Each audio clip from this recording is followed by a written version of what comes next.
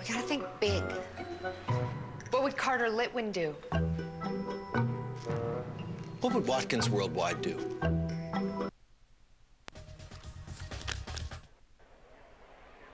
Welcome to Navy Marine Corps Memorial Stadium and the beginning of CSTV's coverage of Navy home football. As always, with the beginning of a new season, there's excitement from the players and the fans. So let's get things started. Let's bring on the brigade.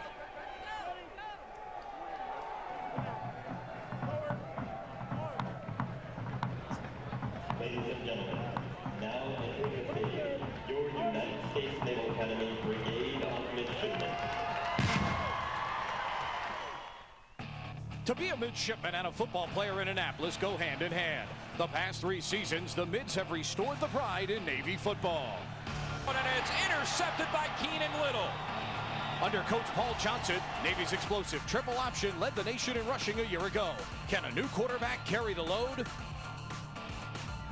The first test comes from East Carolina. The Pirates boast one of the most electrifying combinations in Conference USA and finished year 1 strongly for Coach Skip Holtz. And ECU will take it across midfield again. Williams cutting back. Punter to beat. And ECU with a couple of huge returns. ECU at Navy next on CSTV.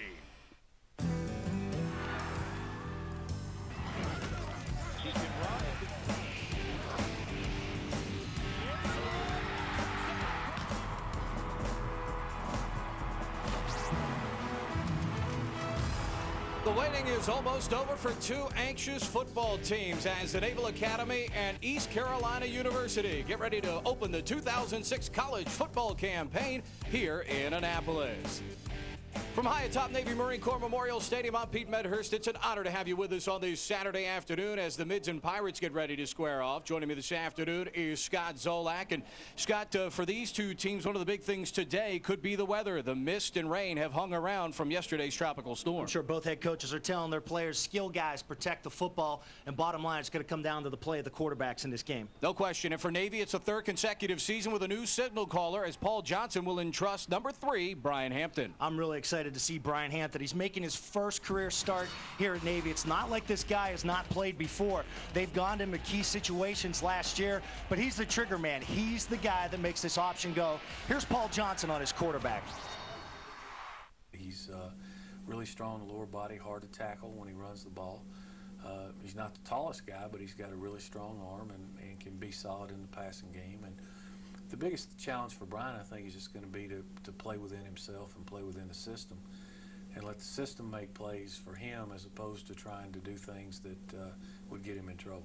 For the Pirates of East Carolina, one thing they established in year 1 under Skip Holtz, James Pinckney, and the ability to make big plays in the offense. Well, James Pinckney entering his 3rd year as the starter at ECU. He's amassed over 5,300 yards through the air. His go-to guy is Andre Allison.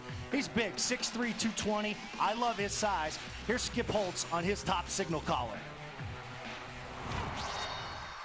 I think with James, he's tall, he's got a strong arm, he's very intelligent, he's very smart, he's a thrower, and he gives us the flexibility to do some things. So I think that position kind of starts what you're able to do. It's the opening weekend for college football in America. Navy and East Carolina are raring to go. The kickoff is next on CSTV Football Nation. Football is a way of life. Live it with CSTV. Games, highlights, and insights on air and online. Every day, Progressive does something that's, well, progressive. They have this ticker that shows their car insurance rates and their top competitors. Right now on Progressive.com, you can see actual rates that people are getting. Sometimes Progressive is the lowest. Sometimes they're not. Hey, if they're this helpful when you're shopping for car insurance, imagine how they'll be once you're a customer.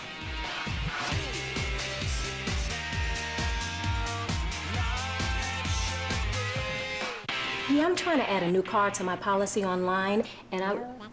Oh, you don't do that? No. Can I pay my bill online? No. You don't do that either? No, sorry. You don't do that? Okay, so what do you do? Hey, think easier. Think Progressive. Our top-rated website lets you do virtually everything with your policy, easily and instantly. Check out Progressive.com.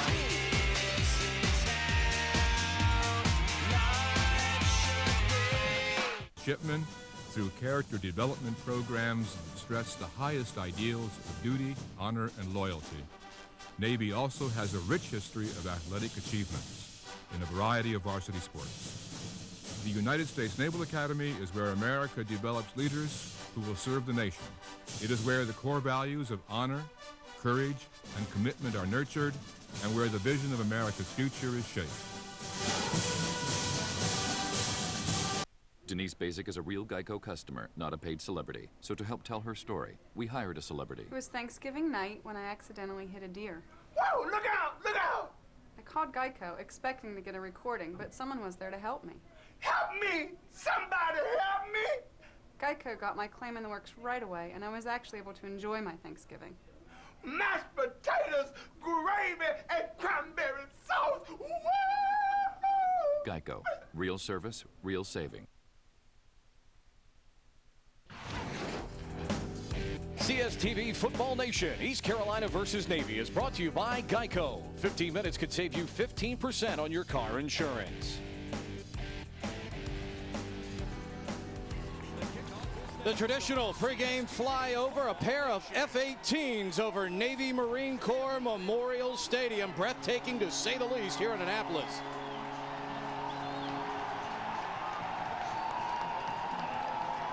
And welcome back to Maryland State Capitol. The Navy football team took the field a moment ago, and today they draw special emotional lift from slot back Eddie Martin, who's been diagnosed with cancer. For more on that story, let's go down to Sheehan Stanwyck Birch. Pete, that's right. Last month, Eddie Martin was diagnosed with lymphoma, a blood cancer that he's currently undergoing chemotherapy for. Obviously, this news shocked the entire Navy football team, and they've really rallied around him and are using it as momentum to make sure they take nothing for granted. Today, they'll be wearing number 32 on the back of the helmets, and Martin's really been encouraged by the support of his teammates and using this to fight his battle against cancer. And Pete and Scott will have a time to chat with Martin a little bit later in the broadcast. All right, Sheehan, thank you very much. Kind of ironic, Eddie passing his PRT, even though tumors in his body. Tremendous testament to his courage and determination. Joey Bullen to kick off for the midshipmen. Back deep, Chris Johnson and Marquise McQueen, number 22, who will take it 2 yards deep in the end zone. Miscommunication as Johnson wanted him to stay, and he's tackled just before the 10-yard line. Getting down on special teams for Navy, Jeremy Miles, the freshman safety out of Sicklerville, New Jersey. Take a look at the quarterback for the East Carolina Pirates, who will have to get his team out of a hole here, James Pinckney. James Pinckney, senior quarterback at East Carolina. I'm from Delray Beach, Florida. There you see James Pinckney, who will bring his team out here. 60% of his aerials completed a year ago. Many of them to his top target, Andre Allison, who will wear number 2 here this afternoon. I formation behind the East Carolina quarterback, and it's a pass to the far side of the field, and it's short on Allison, who short-hopped it over at the 8-yard line. Let's take a look at the offensive linemen, the big guys up front, who will have to protect Pinckney and give him time to throw today. You see from left to right, Graham, Butler, Wingenbach, Kaufman, and the outstanding youngster Campbell. Take a look at the skill people for the Pirates. Johnson, Dosh, Good, Allison, and Drew. Drew, a big tight end target. Might be able to get some things done here today in the middle of the field for the Pirates. On 2nd down and 10, the hand is to Johnson coming left side. He gets across the 10, maybe up to the 13-yard line as he's stopped on the play by senior defensive end Ty Adams for the Navy defense. There you see the guys up front. Adams, who just made the stop, David Wright and John Chen. Outstanding linebacker Corf Mahoney, who started when he was a freshman, Caldwell, Sovey, and Tidwell. And in the secondary, some experience back there. McGowan, Buffin, Price, and Little. There you see Jeremy McGowan. Tough spot for him today, matching up against Andre Allison. 3rd down for the Pirates. They need 7. Pinckney back, throws it over the middle, has a man, Johnson. He gets up near the 20, bounces across the 20-yard line, and he should have a first down. A good check off that time, Scott, by Pinckney to get Johnson, who was in open space. And that was one of the things coming into this game. James Pinckney needs to be patient. Take a look at him here in the shotgun. Navy only rushing 4. They drop 7. Great job coming down to the back. Picks it up all on his own. First down.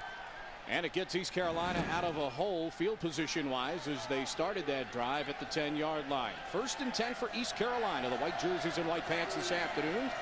Pinckney Takes a short drop, throws, Allison's got it at the 20, splits two guys, dives across the 30, up to the 32-yard line as East Carolina has another first down. Let's take a look at today's keys to the game here as East Carolina has the ball. Well, the big key right now, James Pinckney has to be patient. A big victory for the Pirates is just moving the sticks. Even if you don't get the points, take advantage of your size up front. They average 6'6", 313 on the line. And bottom line, get the ball to number 2. No question, as they've tried to get it to him already twice in the first 4 plays from scrimmage for the Pirates. I formation behind Pinckney. Tight end Drew to the left side, the strong side of the formation, short side of the field. Pinckney comes to that short side, and the handoff to Fractious, who gets up near the 22-yard line. John Chan on the bottom of the pile for the midshipmen. Navy did a nice job rolling coverage to that side, kind of guessing which way the run was going to go. DeJuan Price playing a free safety spot. He came up to support the run. Good job turning it inside. CSTV would like to extend a very special welcome to the servicewomen and servicemen around the world watching today's game on the American Forces Network. We appreciate all that you're doing to defend our great country. Second down for the Pirates. 9 yards to go at the 32-yard line. Pinckney out of the shotgun. Fakes the handoff, throws it in the slot, has his man across the 30, 35, diving up near the 40-yard line. Philip Henry, the junior wide receiver out of Elizabeth City, North Carolina. Henry did a nice job setting up his blocks. This is the 3rd time that East Carolina came out with trips to one side. Seems like these are called plays. The quick drop, you see Pinckney in the pocket right away. There's the thing. They're taking the receivers on the outside, getting some nice blocks on the perimeter, and that's a great pickup right there. Almost looks as if East Carolina's taken a page out of Conference USA foe Tulane's playbook here early. Lots of short passes. 3rd down, little more than 1. They need to get to the 41. The ball just short of the 40. Pinckney gives it to Johnson, stutter steps his way, finds some room, gets up near the 42-yard line. He'll have another first down for East Carolina. These are convertible downs right here. Anytime you see this, Pete, 3rd and 2, 3rd and 1, you got to go behind the beef on this front line. 6'6". Watch the feet right there of Johnson. Good job coming up in the middle. I think it was John Chan. Bounced it outside, picked up the first down. Yeah, great footwork there by Johnson that time to bounce it outside and get the first down. 1st and 10 for the Pirates at the 42. Skip Holtz couldn't ask for anything better than this for the first drive starting at the 10-yard line. Pinckney under center, I formation. Receivers to the top and bottom. Pinckney pitches to Johnson going right side with his big fullback leading the way. Jumps over a man, gets across midfield into Navy territory near the 49-yard line. Good job that time with the big fullback, Pat Dosh, that time leading the way for his top running back. That's funny. You talk about Pat Dosh. He's not going to get a lot of touches, but you watch him here get to the outside. There's the cut down right there. Gives Johnson the room to cut it up inside.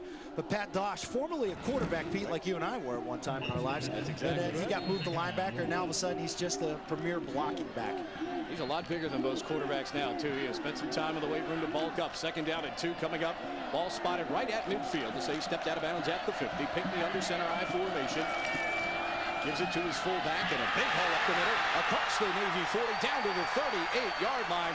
Good job there by Dominic Lindsay, the sophomore out of Charlotte. Talked about goals coming into this game. Even if East Carolina doesn't score here, you make a poor decision receiving the football. Start out the drive, you put it over the 50, and you see the way these backs are running right now. Not a lot of room, but they have great vision.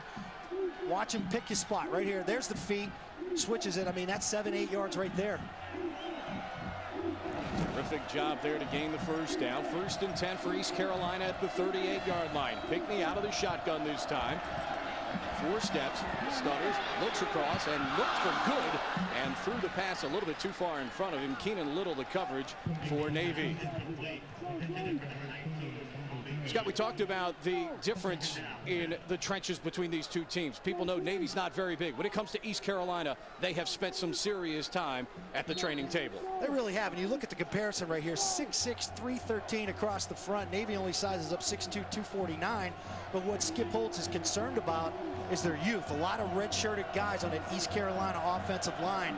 Can they step up and play like juniors and seniors today is the question. Tight end is to the left, the strong side of the formation here on 2nd down. Johnson wrapped up in the backfield by the man who leads the way for Navy when it comes to tackles for a loss. Ty Adams in the backfield again. That's 2 great stops by Ty Adams coming from the opposite side the way the play was going. That means he's reading his keys, coming down the line, and not getting out of his responsibilities. They're not asking this guy to do too much. Just get to the football. It's amazing the work that Adams and outside linebacker Tyler Tidwell do in getting into the backfield and leading the way for tackles for losses. Tyler Tidwell, a guy that a year ago had 10 sacks for the midshipmen. He wears 45 on the opposite side of the field. 3rd and long here for the Pirates. 3rd down, 13 yards to go. Pinkney out of the gun. Steps back, has pressure. Man wrapped around him. He tries to throw it out in the flats, and Johnson can't do it. And there's the aforementioned Tyler Tidwell in the backfield harassing Pinkney as he tries to get away the 3rd down pass. Yeah, right guard Josh Kaufman, big number 76. He's the biggest guy on the line, 6'7", 300. He's a junior. He's redshirted last year, Pete. He got beat on this play, didn't allow Pinkney to step up into the pocket, but that's great pressure by Navy, rushing only forward, still getting pressure on the quarterback. You mentioned the experience factor. 18 of the 44 guys on the 2 deep for East Carolina, new guys that either didn't play last year, junior college transfers, new to the roster. Darty into punt for East Carolina out of Orlando, Florida. High kick. And it's fair caught by the reliable Jason Tomlinson at the 14-yard line. East Carolina drives down the field, but the Navy defense holds. The triple option is coming up. You're watching college football on CSTV. Expensive custom frames and costly protective laminates? Not anymore. Now create temporary graphics or get temporary protection with Duplicolor's hot new Car Art and Shield. With Car Art, add flames, scallops, or street graphics for the weekend.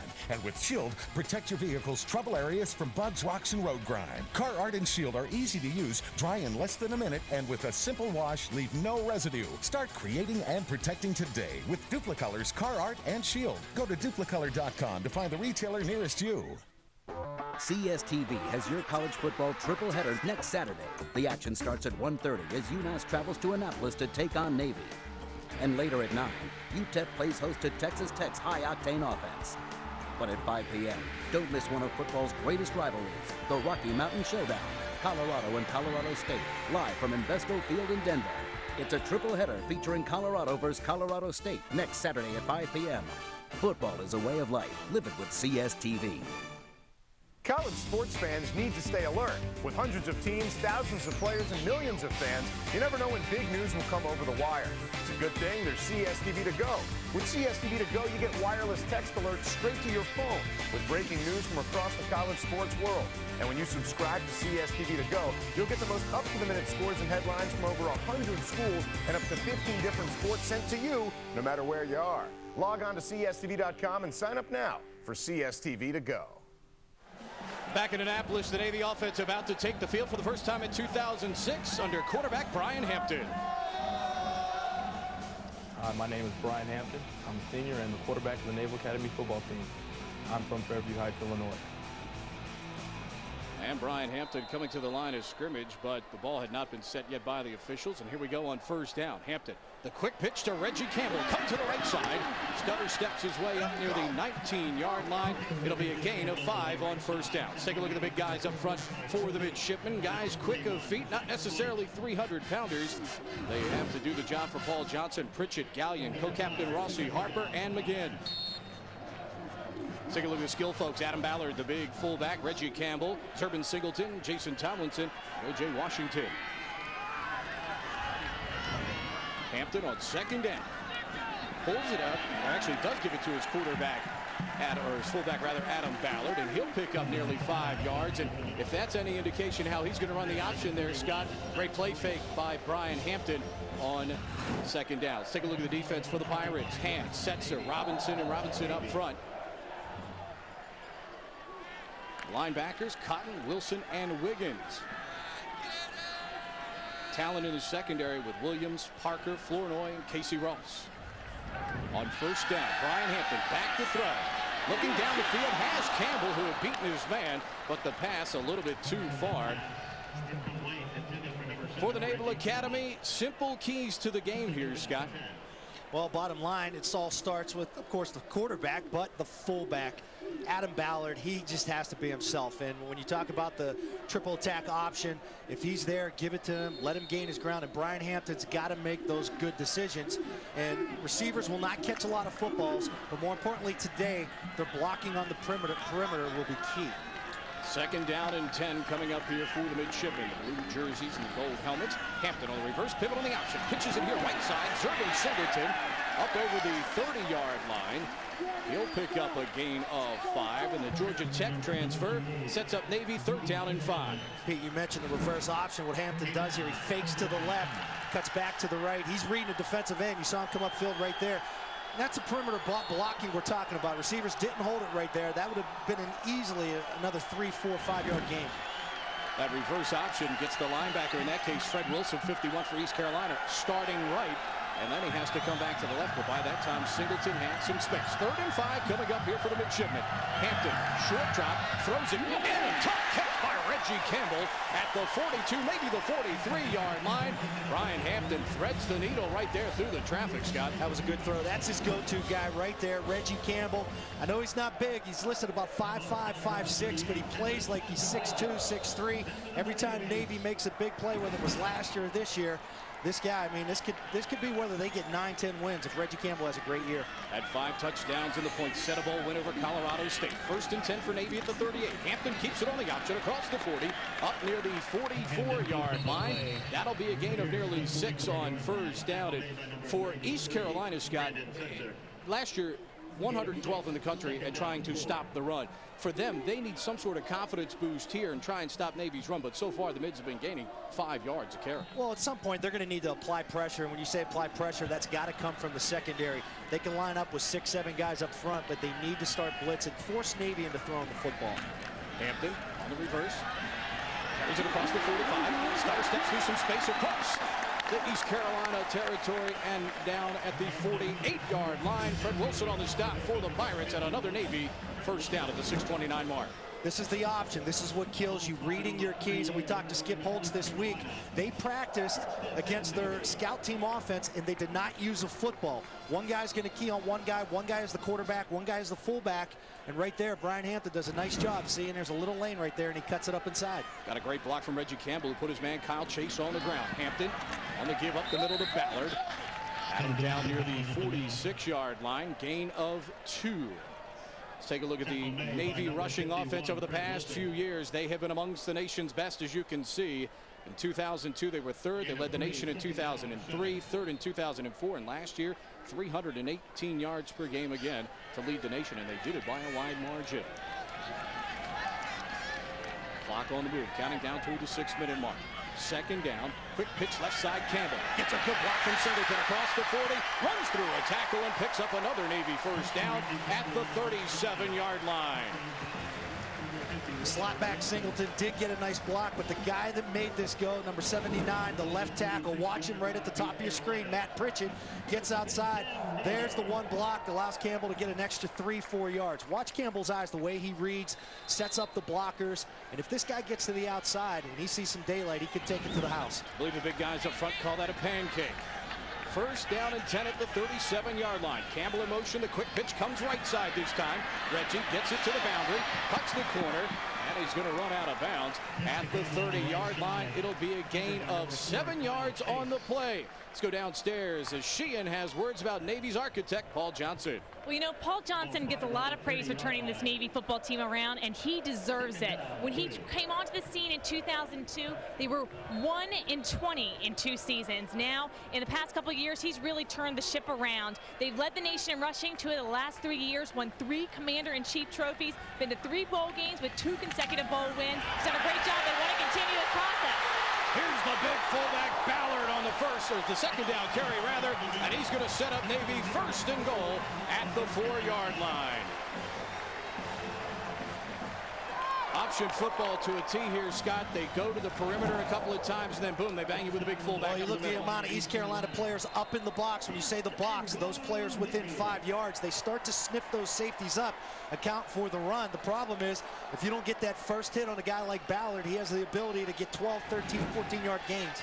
63, Antron Harper, the right guard, with a big block. Hampton on 1st down, keeps it himself, follows Ballard through the hole. Navy down to the 3, gain of 1, second down and goal. When you talk about the option, the first guy that makes this thing go is the fullback. Once Adam Ballard could start to accumulate some yardage, that opens things up for the slot backs. Because once you start keying on Ballard, you're going to leave guys one-on-one with Campbell on the outside, and that's a complete mismatch, Pete. Good job that time by the nose guard, Mark Robinson, at the bottom of the East Carolina goal line defense. He got penetration, only allowing a 1-yard gain. Second down and goal from the 3. Hampton puts a man in motion. The quick pitch right side is on the ground. Singleton, or Schulte Hunt rather, picks it up over one, and he dives across for a touchdown. Sean White on the pitch for Navy did a great job to handle the ball that went on the ground. A fortuitous bounce for Navy, and at 4:27 of quarter number 1, the midshipmen have christened the scoreboard. They lead it 6-0. A huge break right there, though, Scott, because the pitch a good yard in front of White, and it just happened to pop right back up to him, and he takes it into the end zone. That's great concentration. Navy loves to do this in goal line situations. Sean White was the slot back. They put him in motion and just pitch it to him and allow him to get some momentum going, and that helped him get in the end zone there, Pete. Joey Bullen adds the extra point. At 4:27 of quarter number 1, Navy out to a 7-0 lead on the touchdown run by Sean White here in Annapolis on CSTV. Before I started college courses, I charted these courses. See, we're on course, on track. Before I got my electronic business underway, I got these underway. Bridge, this is main control. The Navy got me the money I need for college. And gave me an accelerated course to my business. Before I start my own practice out there, I'll get the practice I need here in the Navy. Navy, accelerate your life.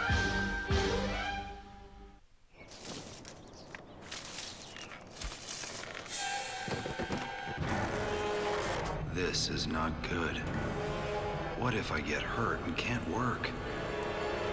Wait, I have Aflac. They give me cash to help pay for groceries, the car, even the cable bill. Lucky me. Aflac. Ask about it at work. Next Saturday on CSTV, it's one of college football's greatest rivalries as Colorado takes on Colorado State.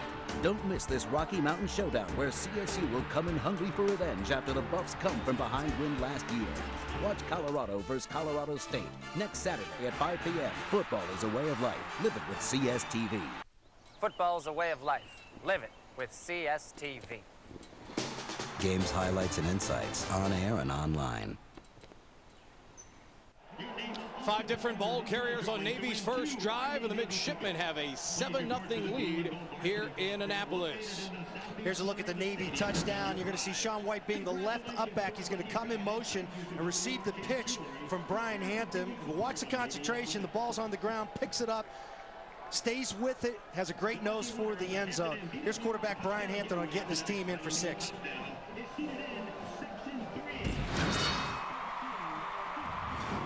Inside the 10-yard line, I will line up underneath the center. I'll read the defense to see what they're in.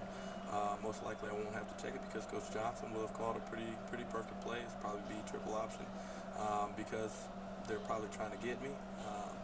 I'll pull and pitch to whatever A-back may be, maybe Reggie, maybe Zerbin Singleton, and they'll run into the end zone for a touchdown.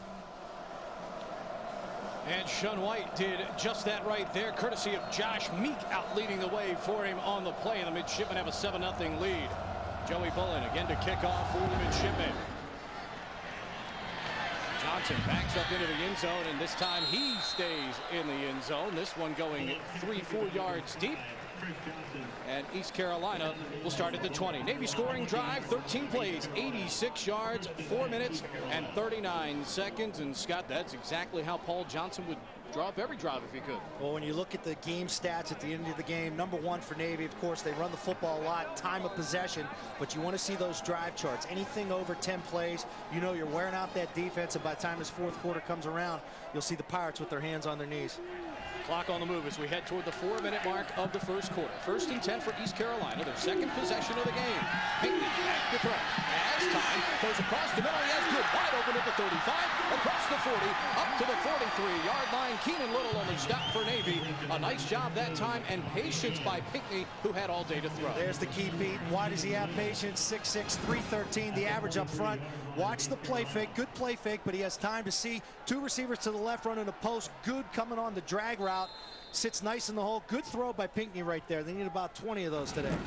First down for East Carolina, the ball at the 43-yard line. Pirates moved into Navy territory on their first drive before things stalled. 1st and 10 here. Pinckney up under center. This time he gives it to Johnson going right. He runs into Big John Chan out of De La Salle High School, the powerhouse in Los Angeles, as he makes a stop at a 1-yard gain.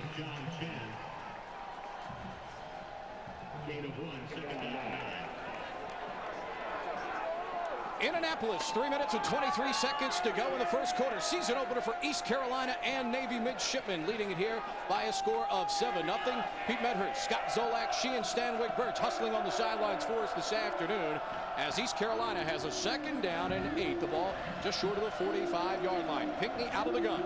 Back to throw. Again, has time. Out in the flat to Johnson. Johnson tries to stutter step and can't get away from DeJuan Price, who makes a nice open field tackle at the Navy 49-yard line, a gain of just over 1. That's a nice one-on-one tackle right there by Price. If he could get past him, he's going to pick up about 10 yards. But Navy's been doing this throughout the first part of this quarter. They're bringing Price down. They start him out at free safety, and they allow him to start sniffing up, moving up at the snap. That allow him to get out to the flat and make the tackle. 3rd down coming up here. East Carolina needs to get to the Navy 47-yard line for a 1st down. 2.5 minutes to go here in the opening quarter. Strong side left for the Pirates. Pinckney out of the gun. Single set back to the right. 3 wide receivers in a formation. Pinckney back to throw. Has time. Throws it down the seam. He's got his big tight end Drew inside the Navy 35 at the 33-yard line. Keetrick Buffett on the stop for the midshipmen, but not before James Pinckney delivers another perfect aerial for an East Carolina 1st down. You see the patience again right here by Pinckney. Watch him sit in the pocket. They do a good job getting him in the shotgun. It gets him an extra second or two to keep his eyes downfield. Now here it is. It's a cover 2 for Navy. What that does, it opens up holes about 10, 12 yards downfield in the middle. Look for his tight ends to have a big day today. Davon Drew, the sophomore out of New Bern, North Carolina, with a big catch right there. Pitch to fractious right side across the 35, upended by Clint Sovey at the 33-yard line. Maybe a gain of a half-yard on the play as the sophomore from Jacksonville, Florida, in the Bowl School comes up to make a nice tackle. Navy really has some good depth at the linebacker. Not only depth, but experience. Guys like Mahoney, Caldwell, Sovey right there did a good job. He's fast. He had a great spring. He's contributed a lot on special teams, but really this is the year where he's going to get a chance to get some playing time. Guy that had a big game in the spring game here for Navy and was in a great competition with Joe Silk, who you'll see quite a bit playing at linebacker for the mids as well for that linebacker spot. 2nd down and 9. Pinckney on the delay and hit in the backfield is fractious, and again it is Sovey in the backfield for the midshipmen, and he'll bring up 3rd down and long for East Carolina.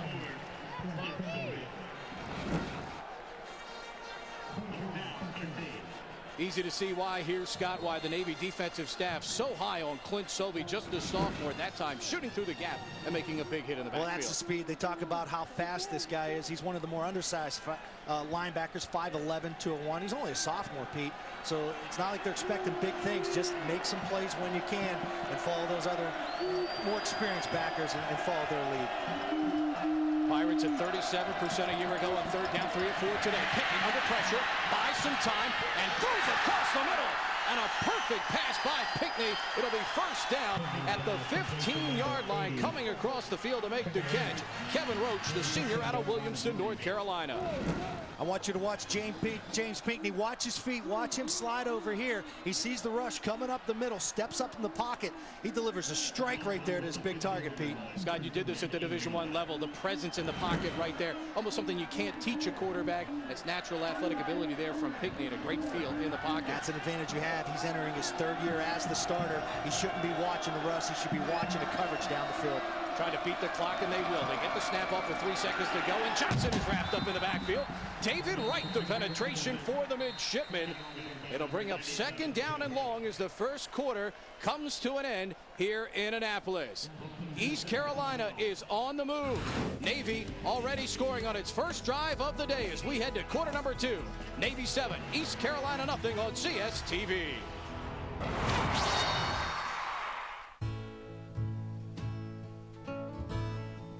For those in the academic, medical, cultural, and research fields beginning to think about their financial future, we're TIAA-CREF.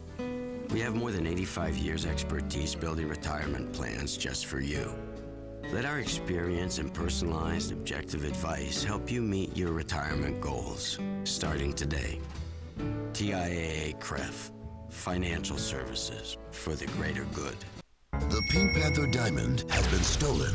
I didn't kill him. Of course you didn't. You recently performed. Stop browbeating her! Can't you see she's sexy? Now, the nation's top detective must follow his hottest lead. Newspapers! Steve Martin, Kevin Kline. She's a hopeless idiot. And Beyonce Knowles. Hello. The Pink Panther. We need fresh towels and 204. When the IRS levied my business and personal accounts, I didn't know where to turn. My CPA recommended American Tax Relief. If you owe over $10,000 to the IRS or state, call American Tax Relief for a free consultation. Look, the IRS is offering you a one-time opportunity to settle your debt. This is your 1 second chance. Use it well. I thought I was going to lose my business, but American Tax Relief got me a second chance. Call 1-800-TAX-HELP for your free consultation.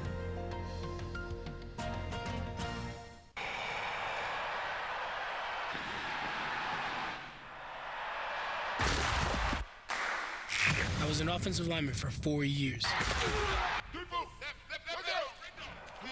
I no longer wear pads, but I still carry a lot of weight on my shoulders.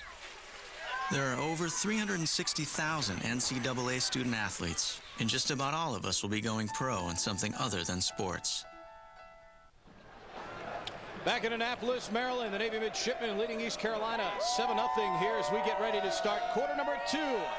Football Nation trivia time. Who holds the East Carolina record for most passing yards in a single season? Scott Zolak. Some very good quarterbacks through the past years. Well, you got this guy, James Pinckney. You think about it, Jeff Blake, David Garrard. I think this kid Gonzalez had a heck of a year. Gonzalez, Marcus Crandall, who played in Canada for the Saskatchewan Roughriders. Just take your pick there. 2nd down, Pinckney under pressure, throws across the middle, good, makes the catch inside the 15. They'll give him progress down to the 13-yard line. It'll be a gain of 4. It'll bring up 3rd down and 8. Watch the tailback. Watch Johnson right here, right there with the little chip. All that does, it buys Pinckney just a second more to find his dump down. And right there, watch the catch by Good right here. Little things like this separate good teams from great teams. Are you going to be in the 3rd and 12 situation, or now all of a sudden you're going to be in the 3rd and 7? 3rd and 7 is a little more convertible than 3rd and 12. 14:24 to go in quarter number 2. Pinckney out of the gun. Johnson to his right in the backfield. Pinckney takes the snap. Has time. Now runs out here to his right. Still running. Looking in the corner of the end zone. Throws. And it is caught. Touchdown. Delayed signal from the official. Good catch there by Kevin Roach. The question becomes is when he had control of the football, was he still in the end zone? Looked as if he was still bobbling as he rolled out. Let's take a look. You're going to watch Pinckney get flushed outside the pocket right here. He's looking up the middle. Now watch the back of the end zone. You see Good in the back corner. I don't think Pinckney sees him, but he hangs on right here. That's very good arm strength right there. That looks like a touchdown, Pete. I think that's a good call. Good job by the official right there on the play side judge. W.C. DeCenzi with the call. Now we have the ability to slow things down, and you look at it, all he has to do is cross that white line, the orange pylon, he touches it. That's a touchdown. That's a great call by that ref. Little delay here on the extra point. Referee today, Barry Anderson from Conference USA. That's a heck of a job by Pinckney, just getting outside the pocket, trying to buy time. Right now, he's 9-of-12 in this game for 109 yards. These are the things you have to do as a third-year starter. You're on the road. Skip Holtz trying to get this program going. That is a great throw. He cannot have put that ball in a better place. No, Keenan Little's right there on the play, literally on Roach's back. Good play by both quarterback and receiver. You're going to see him rolling right. Now, over here in the back corner, Good pops open right there, but he comes off him. And that's a good job by the receivers having some separation. You have two guys in the same area, but there's 10 yards in between them. Look at the coverage by Little. I mean, he's right there on the play. You can't have a better throw, and you can't have better coverage on that. Superb play by James Pinckney. Scott just mentioned 9-of-12 for 109 yards already, and we are in the opening minute of quarter 2. Now, with the new rules this year in the NCAA, a coach has one challenge. Now, if Paul Johnson is challenging this, they could take a timeout off him if the touchdown holds. If not, you don't get the timeout. A couple little rule changes trying to speed up the game this year. Play is under review here, as you see. Replay coordinator on the ground, Mike Althouse, with referee Barry Anderson. That's really going to be tough to overturn. Yeah. It's really going to be tough to overturn. Outstanding work by our CSTV camera crew. Gives you a great look at it right there. Nice shot, guys.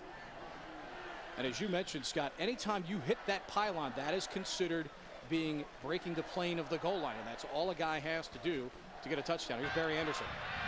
After review, the call in the field stands.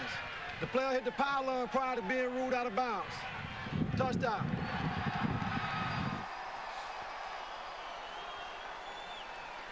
So Barry Anderson's crew gets it right. As we mentioned, side judge W.C. DeCenzi right there on the play. And he made a super call on a super play by East Carolina.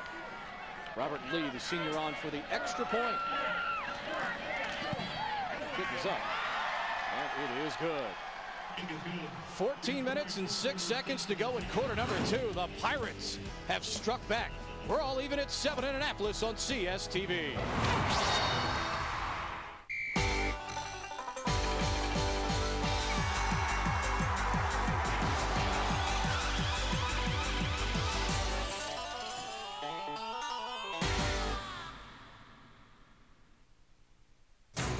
If you haven't discovered the miracle of fusion, it's time you did. Gillette Fusion. Until now, pressure caused irritation. Fusion has 5 blades spaced closer together to reduce pressure, with less irritation and more comfort. Flip Fusion over. A precision trimmer for those tricky places. The comfort of 5 blades, plus the precision of 1. The best shave ever in manual and battery powered. Gillette guarantees it or your money back. Gillette Fusion. College football's most storied rivalries. Indiana, Purdue, SMU, TCU, Wisconsin, Minnesota. Not just about bragging rights and pride. They're about these.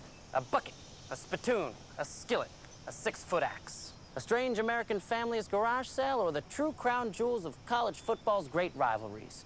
In Football Nation, the answer is clear. Though it does remind me of a family I once knew. Football is a way of life. Live it with CSTV.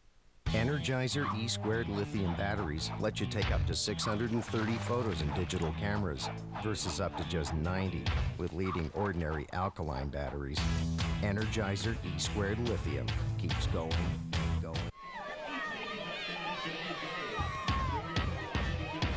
Back in Annapolis, the offenses like Energizer bunnies here early. Navy and East Carolina 7-7 here in quarter number 2 with 14 minutes and 6 seconds to go here in the first half.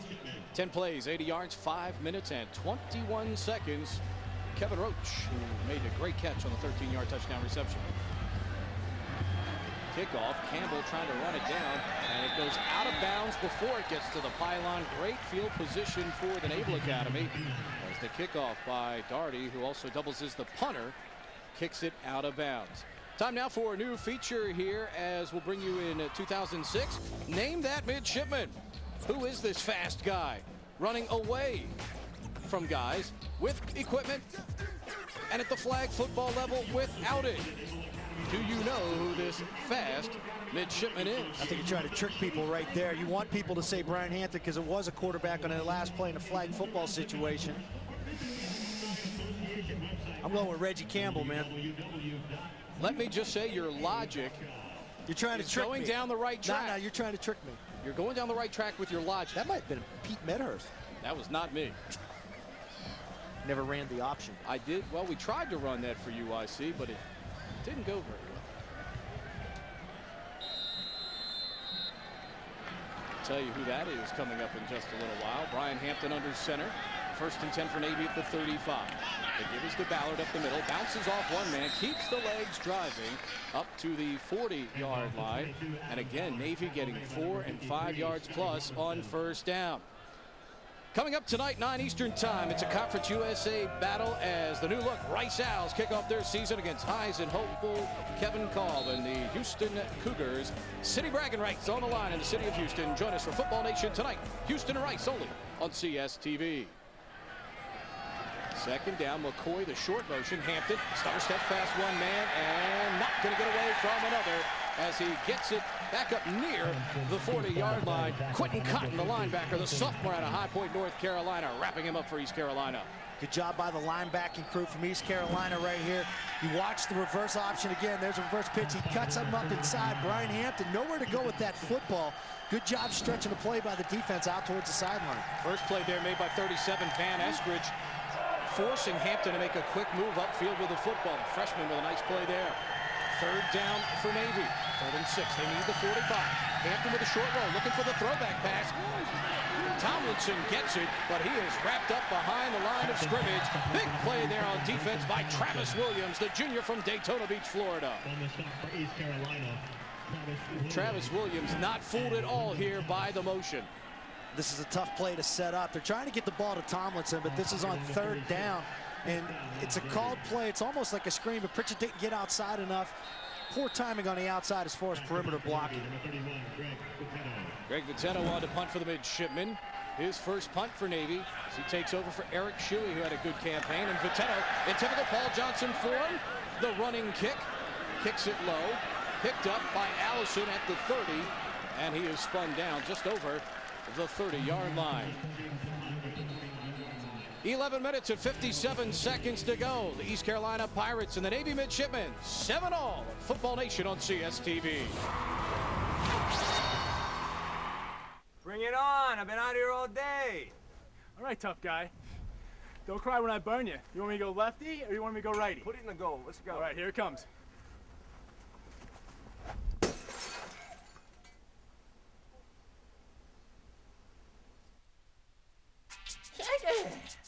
Yeah.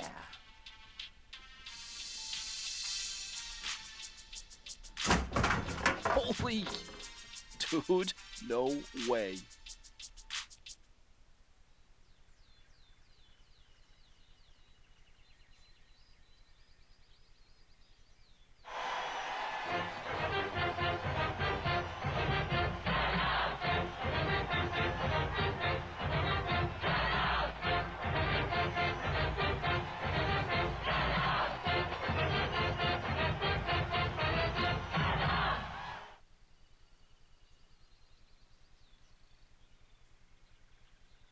College sports fans need to stay alert.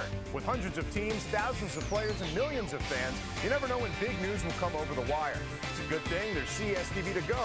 With CSTV to go, you get wireless text alerts straight to your phone with breaking news from across the college sports world. And when you subscribe to CSTV to go, you'll get the most up-to-the-minute scores and headlines from over 100 schools and up to 15 different sports sent to you, no matter where you are. Log on to CSTV.com and sign up now for CSTV to go. 7-7 here in Annapolis as the Midshipmen and Pirates tied up here. Time to reveal who our mystery midshipman was. He would end up being an academic all-state high school performer, lettered in football and basketball, and he was the prom king. And there you see number 8, Jeremy McGowan, the multi-talented one for Buddy Green's defense. You got me. There you see the senior economic. Well, I told you your logic was good. You knew it wasn't going to be a quarterback. Should have studied a little more. He came to Navy as a quarterback. He's been a wide receiver, free safety. Now he's their best cover corner, and he's got to shut down Andre Allison today. First down and 10 at the 32. Pinckney back to throw. Steps up, has Allison, Price overruns him. Allison up the right sideline into Navy territory. Knocked out of bounds by Keetrick Muffin. Right on call, Andre Allison makes the catch for East Carolina, and the Pirates again in business for a third consecutive possession in Navy territory. Take a look at it from the end zone. This is a zone coverage. Good job on the play fake. What happened is they fell off Allison. They forced the linebacker right here to come out with him. He slipped up inside. You can't leave this guy in zone coverage. He'll eat you up. He's a big target. Think about it. He had over 1,000 yards. First time anybody's ever done it. As good as they have thrown the football in East Carolina, first time they had a 1,000-yard receiver last year. He had 83 grabs. Some NFL scouts looking forward to potentially taking Mr. Allison. Here's Robinson. Kicks it outside. Tries to spin away. Does inside the 40. Taking it down to the 38-yard line. Andre Allison, as Scott mentioned, a super first season for the Pirates. You look at some of these stats. First player ECU history, as I said, with over 1,000 yards. Almost 100 yards receiving per game. And it's not like defenses do not know that this guy's coming at you. So they're designing things. They're trying to get Jeremy McGowan to shut him down today. So far, so good. He only had one catch for 10 yards in the first quarter, but you see the explosiveness that this guy has and how good he can be. There you see a guy who had a pretty serious knee injury. Back in the fold for the Pirates. Looking good today. Here's Pinkman. Flares it out to the top of the screen. And a catch is made up there by Jamar Bryant, the freshman out of Hamlet, North Carolina, Richmond County. Let's go downstairs to Sheehan Stanwyck Birch. Well, you know, guys, you're talking about Andre Allison, and he had a very difficult road to get where he is today. He was the first player to have 1,000 yards, like you mentioned, but he didn't even start playing football until his junior year in high school. Then he went to 2 community colleges, finally landed at ECU last year, had a stellar season, but in the season finale, he tore his right MCL. Very tough season, had to rehab all over in the offseason, but the coach thinks he's come back actually stronger. But when he's frustrated, he takes a look at his left forearm. He's got a tattoo that says "Better Days," and that's helped spur him on to keep on fighting. Fractious on the third down carry. Thank you, Sheehan. He takes it inside the 30, down to the 27-yard line. In fact, they'll spot and say his knee hit. Where is Barry Anderson going to put it? He's going to put it on the 27. He was standing on the 28 for a moment. Must be something in the water in Annapolis, North Carolina. Produces good athletes and, of course, arguably the best NASCAR driver of all time, Dale Earnhardt. You're a NASCAR guy, huh? I do know a little bit about NASCAR. That was a great pickup on third down on the ground. I don't know if you saw the East Carolina bench, but some of the stuff that they talked about before the game, finding their identity, playing as a team, this whole team's into it today. Short pass to Allison on the comeback. Tries to get away from one tackle, does. Able to get up to the 20-yard line. Made something out of nothing there because he really had a chance to be wrapped up near the line of scrimmage. Ends up picking up 6 yards on the play. Pirates trying to set up a wide receiver screen again to Allison, and it was DeJuan Price on the outside that missed the tackle. That's the first real whiff that Price has had. He's done a good job so far today, but you watch number 25 come down right here, and he's going to almost make the tackle if you could just hang on and allow guys like John Chan to get around there and prevent. Now all of a sudden you look at a 2nd and 4. And you look at the passing yards, 139 to 6, and more importantly, time of possession, 11 minutes to 6 right now. Here's the pass out in the flat. It's caught down to the 10-yard line, inside the 10, setting up a 1st and goal for the Pirates. As Steven Rogers, a wide receiver junior out of Augusta, Georgia, makes the catch and run for the Pirates. James Pinckney again, almost with the play fake right there. They're setting up these wide out screens, and you have to ask, after a certain period of time, you look at the time of possession, are they starting to wear Navy down with their size? You look at guys on the outside, they're 6'4", 220, and you can see the emotion that East Carolina came with today on the road. First, this is a great way for them to kick off the year if they can pull this upset. Got to feel that they're buying into what Skip Holtz has to offer and his staff. Inside the 10, Johnson on the carry, down inside the 5, near the 3-yard line. It'll bring up a 2nd down and goal to go. But Skip Holtz couldn't ask for anything better than this. I mean, every time his team has had the ball here, they have had movement down the field. They've had nice long drives, especially the opening drive after the kickoff started on their own 9. And I haven't seen any major errors up front with those front 5. You're talking about red-shirted guys making their first start. Yeah, they're big, but man, if you want to create an identity as a running football team down here in the red zone, you got to pound it home. Quarterbacks coach Phil Petty has to be real happy with James Pinckney so far, 13 of 60. Here's the handoff, right side Jackson, and he skips into the end zone for an East Carolina touchdown. Great job leading the way that time by Josh Kaufman, the junior from Palmetto, Florida, leading the way and making it easy for number 5 to get into the checkerboard end zone. Pirates come out in a one-back set. You see it's just a little stretch play. All they need to do is give Johnson a crease. He has good eyes, walks right into the end zone, but you see the size. Look at the blocking on the perimeter by the wide receivers. You got a 14-7 game now. Talk about Navy's wide receivers having to block. East Carolina's have done a great job here so far. Extra point by Robert Lee is good. 8 minutes and 48 seconds to go in quarter number 2. East Carolina 14, Navy 7 on CSTV. Energizer E-squared lithium batteries let you take up to 630 photos in digital cameras versus up to just 90 with leading ordinary alkaline batteries. Energizer E-squared lithium keeps going. Next Saturday on CSTV, it's one of college football's greatest rivalries as Colorado takes on Colorado State. Don't miss this Rocky Mountain showdown where CSU will come in hungry for revenge after the Buffs come from behind win last year. Watch Colorado versus Colorado State next Saturday at 5 p.m. Football is a way of life. Live it with CSTV. Need a hand? No, I need a new car. Whoa, I see what you mean.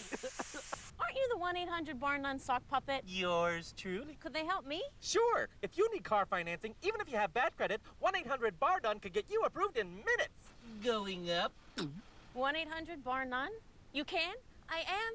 Really? Need a car, not a tow? Then call 1-800-BAR-NONE. Our hero. Mommy, can we keep him? Everyone deserves a second chance. Bar none. Call now. Tom Lemming's Generation Next, the only weekly national college football recruiting show. Get the inside track on what the top recruits are doing and where they'll end up. It's got the size, the balance, the strength, the speed. Tom Lemming's Generation Next, presented by Under Armour, every Thursday at 7:30, only on CSTV.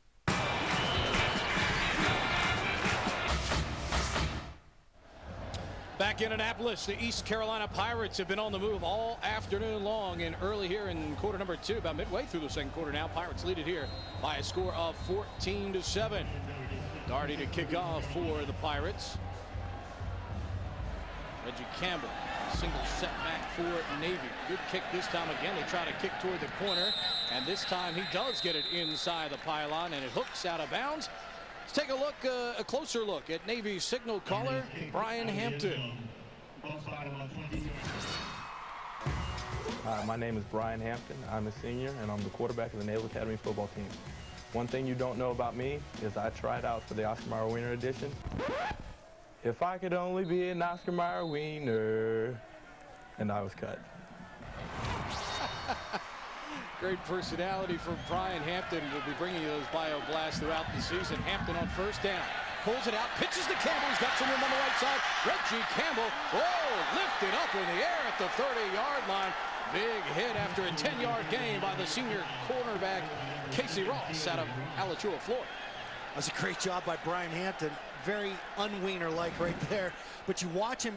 He rides Adam Ballard up into the line. I don't know how these option quarterbacks know when to pull that ball out or when these fullbacks know when to let go, but it's quite an art. And then he pitches it out to Campbell. And look at the perimeter blocking. Receivers staying on their blocks.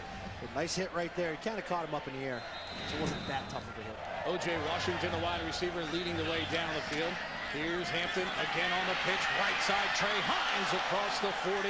He gets a lot of contact from Zach Slate, the defensive lineman running down the line. The sophomore from Melbourne, Florida, laying some Rydell on Hines. But again, not before he moves the ball up the field for an 8-yard gain. I know Navy hasn't had the football a lot, but Pete, you and I were talking during the break. Watch this hit right here.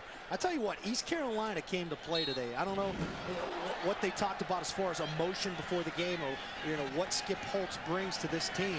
But you see the way they travel fans, and this team's really into this game today. Ballard across the 43 up near the 44. He'll have a first down. There you see Trey Hines, who took that big hit, getting some attention from the Navy training staff. Trey, of course, who's unfortunately been saddled with injury problems in his career at the Naval Academy. Lightning fast guy, track performer, but again, that time took a shot from Zach Slate. 1st and 10 for Navy, the ball at the 44. Hampton, pitch coming left side, has a big opening, and across the 45, down to the 42 is Sean White. Shun White, another one of the youngsters at the slot back position, who Navy very, very high on. Take a look at the triple option again. Watch Singleton, the slot back at the bottom of your screen, getting the block. Allows White to cut up inside. Navy starting to go with the perimeter slot backs, trying to get the ball outside. Get some big gainers here. Here's Hampton giving the ball to Matt Hall, who gets in. The only reason Adam Ballard got on the field for those last 3 games to put up big productive numbers, Matt Hall suffered a serious knee injury. And Matt Hall, who had some injuries in the month of August in camp, obviously working his way back enough here where Paul Johnson can give Ballard a blow as he gets 4 yards on the carry. You have to ease him back into it, gauge how he's doing throughout the course of the game, have somebody monitor him, and he can start to continue the ball, to carry the ball more once this game goes on. And now we get a whistle as moving early on the play for Navy. It'll be a legal procedure against the midshipmen.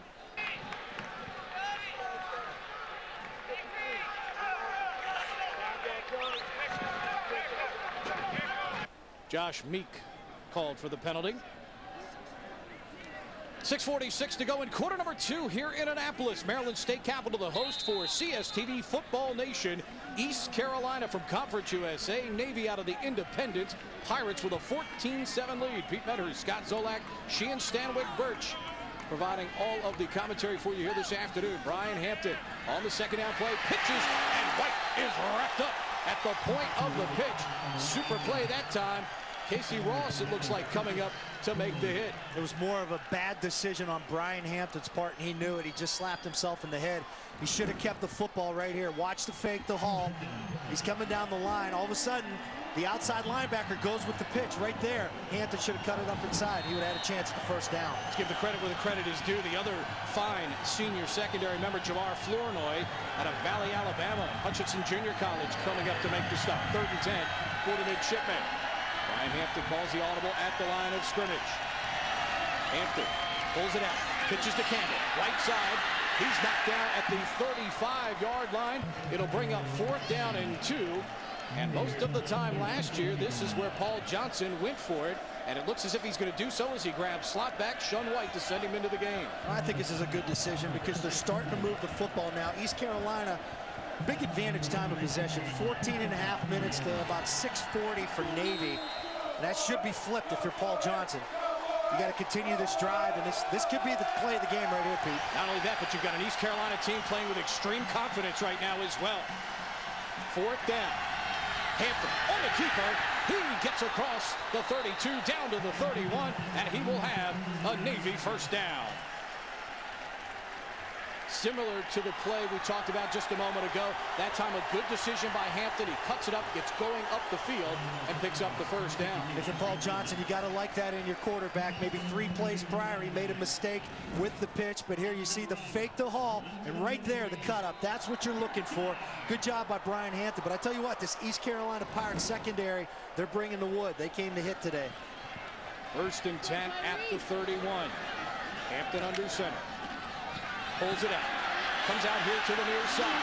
25. Runs over a man at the 21-yard line. The quarterback. How about the quarterback delivering the blow there, 16? That's the difference from last year. Lamar Owens had the ability to do that, make big plays, get outside. But Brian Hampton, he brings a little bit extra as far as being a physical guy.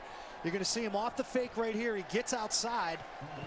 Now, instead of looking for the sideline and getting out of bounds, watch him lower the shoulder. Boom, right there. Take a listen to this. Good job by our guys down on the sideline.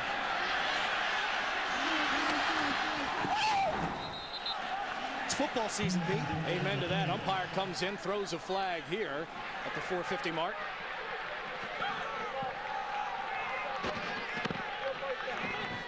Barry Anderson calling the flag on Antron Harper, the right guard for Navy. You played for one of the best quarterbacks coaches in college football in your day, Joe Krivak. I'm sure he loved it when you were out there on the perimeter delivering the blow to the defenders.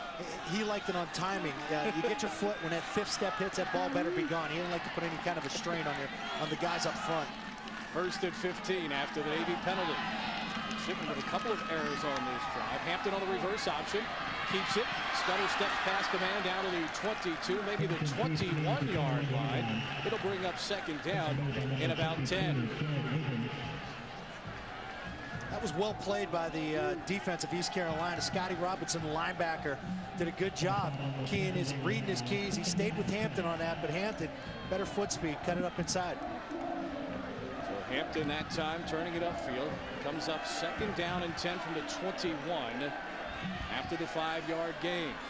Single set back, the fullback behind. Hampton audibles at the line of scrimmage. Hampton keeps it right side, pitches to Byron McCoy, runs through a tackle, but still only gains about 2 as they run it to the short side of the field.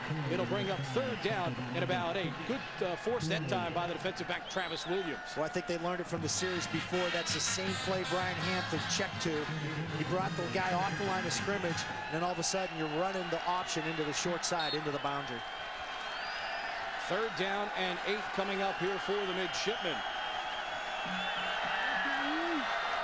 After the penalty on 1st down, forced him into long yardage.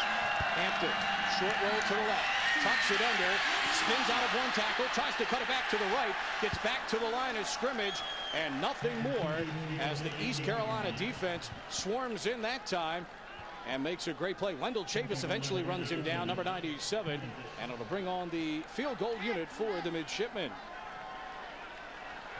These are ideal situations for this Pirate defense. You want to keep Navy in 3rd and 7, 3rd and 8, 3rd and 9. Force them into passing situations where they don't feel comfortable. Ryan Hampton holds for Joey Bullen. This will be a 37-yard attempt. Bullen 9 of 12 a year ago. Kick is on the way, and it looks like he hooked it to the left. No good.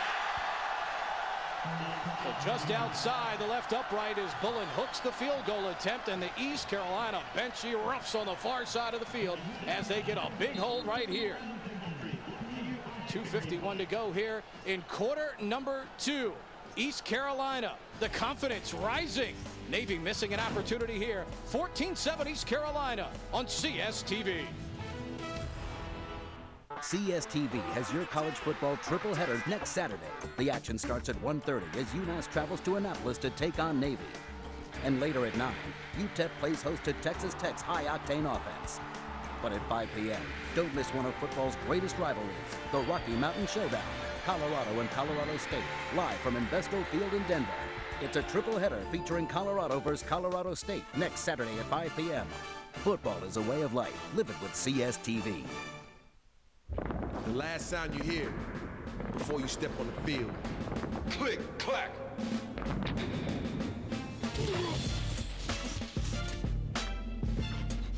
I think the air is coming. Quick, clack.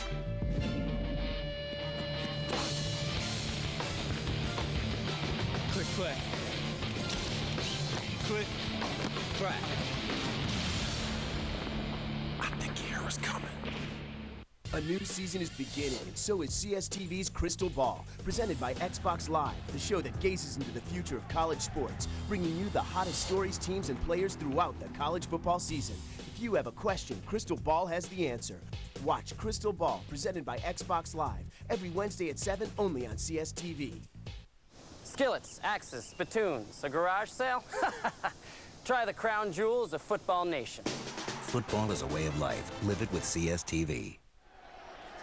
There you see the fans watching on the hillside here at Navy Marine Corps Memorial Stadium, Jack Stevens Field. 1st down and 10 at the 20-yard line. James Pinckney out of the gun. 2:51 to go here in the half. Pirates up by 7. Pinckney, short drop, stands, throws it to Goody, makes the catch at the 26-yard line. Fumbles the football, picked up by Navy. Jeremy McGowan has it.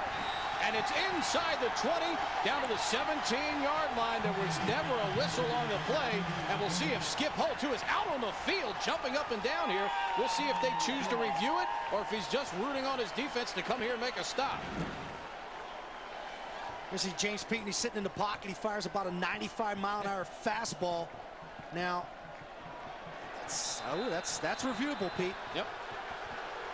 And we'll see if Skip's going to try and review it. He's talking down to the linesman at the 1st down marker, and now we get a stoppage here. You got to take a look at Good right there. His left knee looks like it was down on the ground. Now that we're getting to see it in super slow motion, and you have to ask, was his forward progress stopped? Keep this in mind. Late too. whistle, late Right. whistle. Very late whistle. Keep this in mind, too. If this play somehow gets reversed and the ball goes back to East Carolina, this is the first year that Navy has used the replay system here and home games at Navy Marine Corps Memorial Stadium as an independent. That's a great read by Pinckney. I mean, he fires a fastball now. His forward progress has already stopped. The question is Good's left knee down before the ball came out? Great job by our camera crew. Referee Barry Anderson puts on the headset. He and Mike Oldhouse might be on TV quite a bit today with these reviews. We mentioned Navy has never had the replay system here at home games. This is what they're looking at. Watch the left knee. Now his progress has been stopped. Looks like the ball was coming out. Yeah, because his knee is on top of the Navy player. Another player. Yep. That's incredible camera work by our crew. Great job again, guys, on both reviews we've had here this afternoon. All the best pictures right here on Football Nation on CSTV, and a critical play there as Navy turns the ball over. And East Carolina, Mids now with it, 1st and 10, marked at the 19-yard line. Hampton on the option, keeps it at the 10, inside the 10, dragging tacklers down to the 5-yard line. 1st and goal, Navy.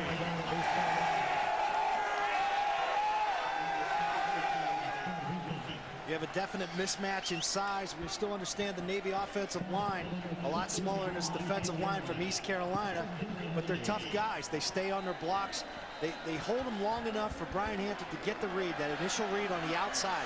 Is he going to keep it or is he going to pitch it?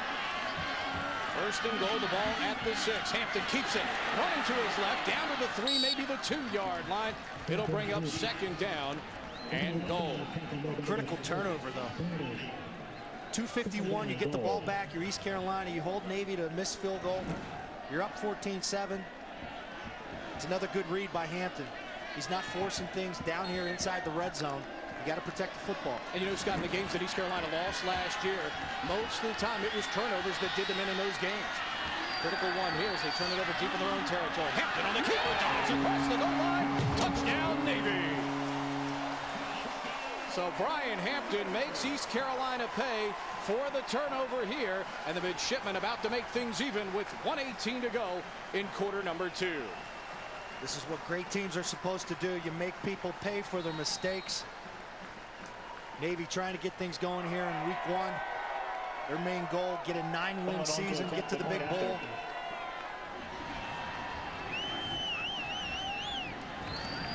Joey Bullen's extra point is up and good. We're tied at 14 with 1:18 to go. Look at Brian Hampton again. Yeah, it was a quick read on his part. I don't even think he was going to give the ball there to Matt Hall. Pulls it back. Could have been a called quarterback keeper, right from the get-go.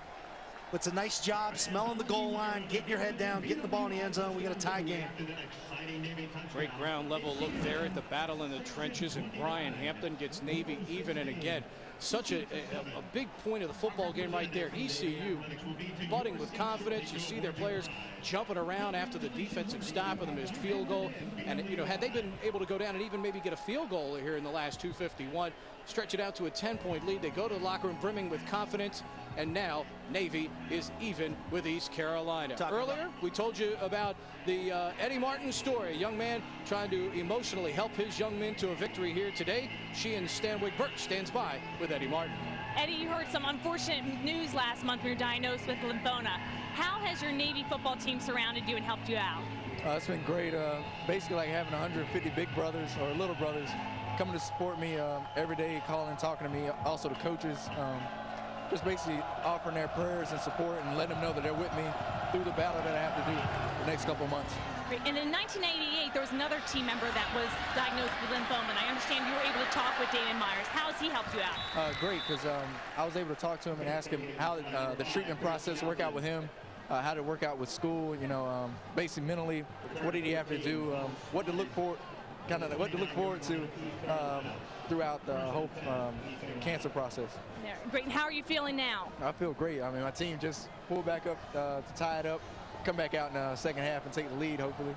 And basically, I feel great right now. I mean, it's all adrenaline right now. Well, thanks so much. Our thoughts are with you. Thanks, Eddie. Thanks. Back to you, Pete. Thank you, Sheehan. Eddie Martin, a great kid. Pinckney on 1st down for East Carolina. Pressured. Rolls out to the right. The A lot of green in front of him. Now coming up to make the stop, Rashawn King for the midshipman. And East Carolina going to go to the hurry up here with 50 seconds. But Skip Holt says, wait a minute, let's call a timeout and get things together.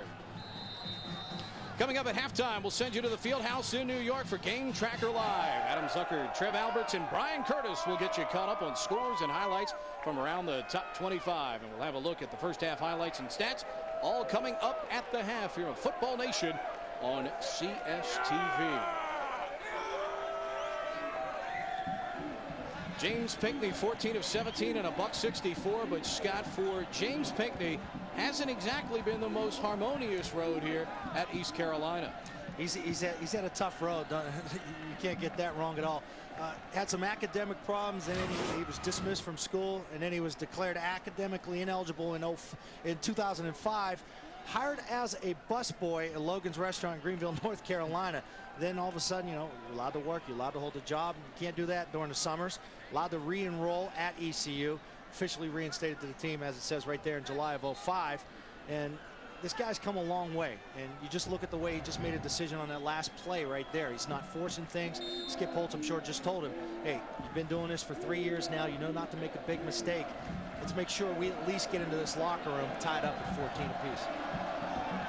And a good job by Skip Holtz to stay with Pinckney, being a new coach coming in last year as well. Pinckney out of the gun. As time, pocket starts to collapse, tries to throw to Johnson. Pass is broken up over the middle by Clint Sovey. It'll bring up third down.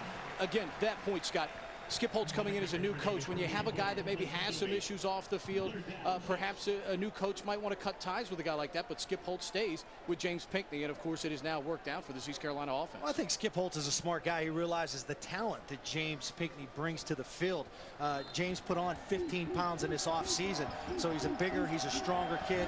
He's smarter, and Skip's been at some good programs, and he's instituting his own good program, and I'm sure James is going to be a big part of that.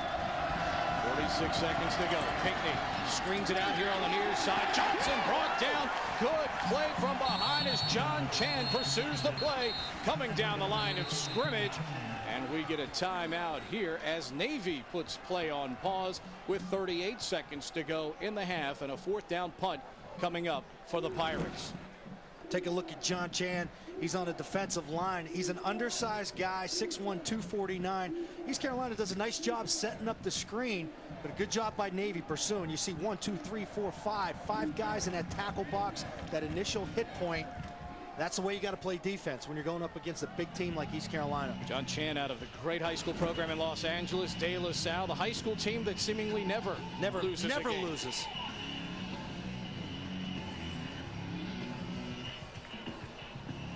38 seconds to go. One of the Navy's great special teamers, Anthony Piccioni, talking about what teammate Eddie Martin means to him and his teammates.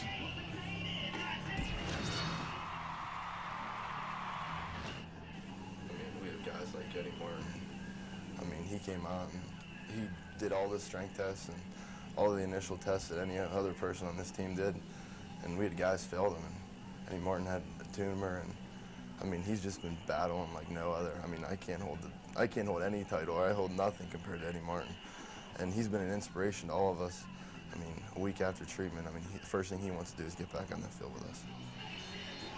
As you can hear there from Anthony Piccioni, Scott, great respect for what Eddie Martin is going through, and obviously trying to draw some emotional lift from that here this afternoon. That's what makes football so great. These guys, they eat together, they sleep together, you become a family. Eddie Martin's like a brother to these guys. Absolutely. The bond and brotherhood here, the Naval Academy midshipmen, as they come up with a big stop here. Fourth down. Already the punt for East Carolina. Mids almost get in there on it. Tomlinson back. Fair catch at the 19-yard line, and he makes it right there. A late signal from Tomlinson, but probably the correct one, as he had a man bearing down, Marquise Queen bearing down on him there on the play on special teams. He's looking for a flag. He wants a little interference call right there. Let's take a look at the punt here.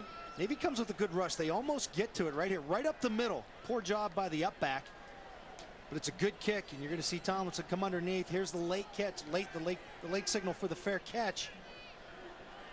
That's a gray area right there as far as interference. I was going to say, you can't fault the man coming down on special teams because there's a very late signal that time from Tomlinson.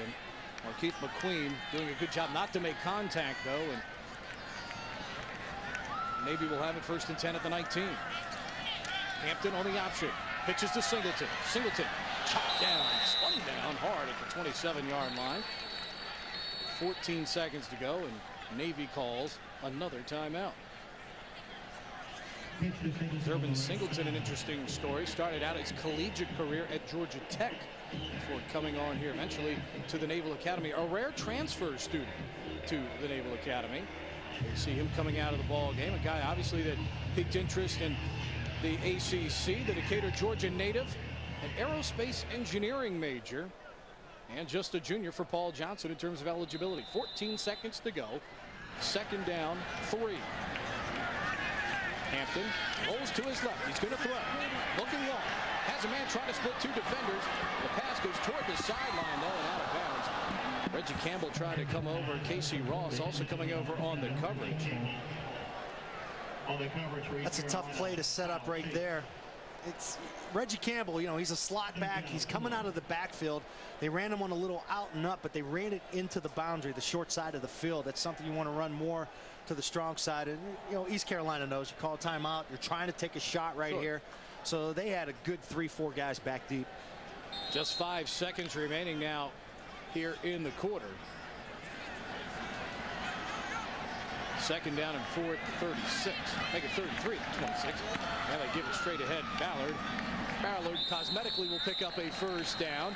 And that will bring us to the end of a very entertaining first half here in Annapolis as Navy and East Carolina almost dead even in many statistical categories. Total yards, time of possession, even the punting average.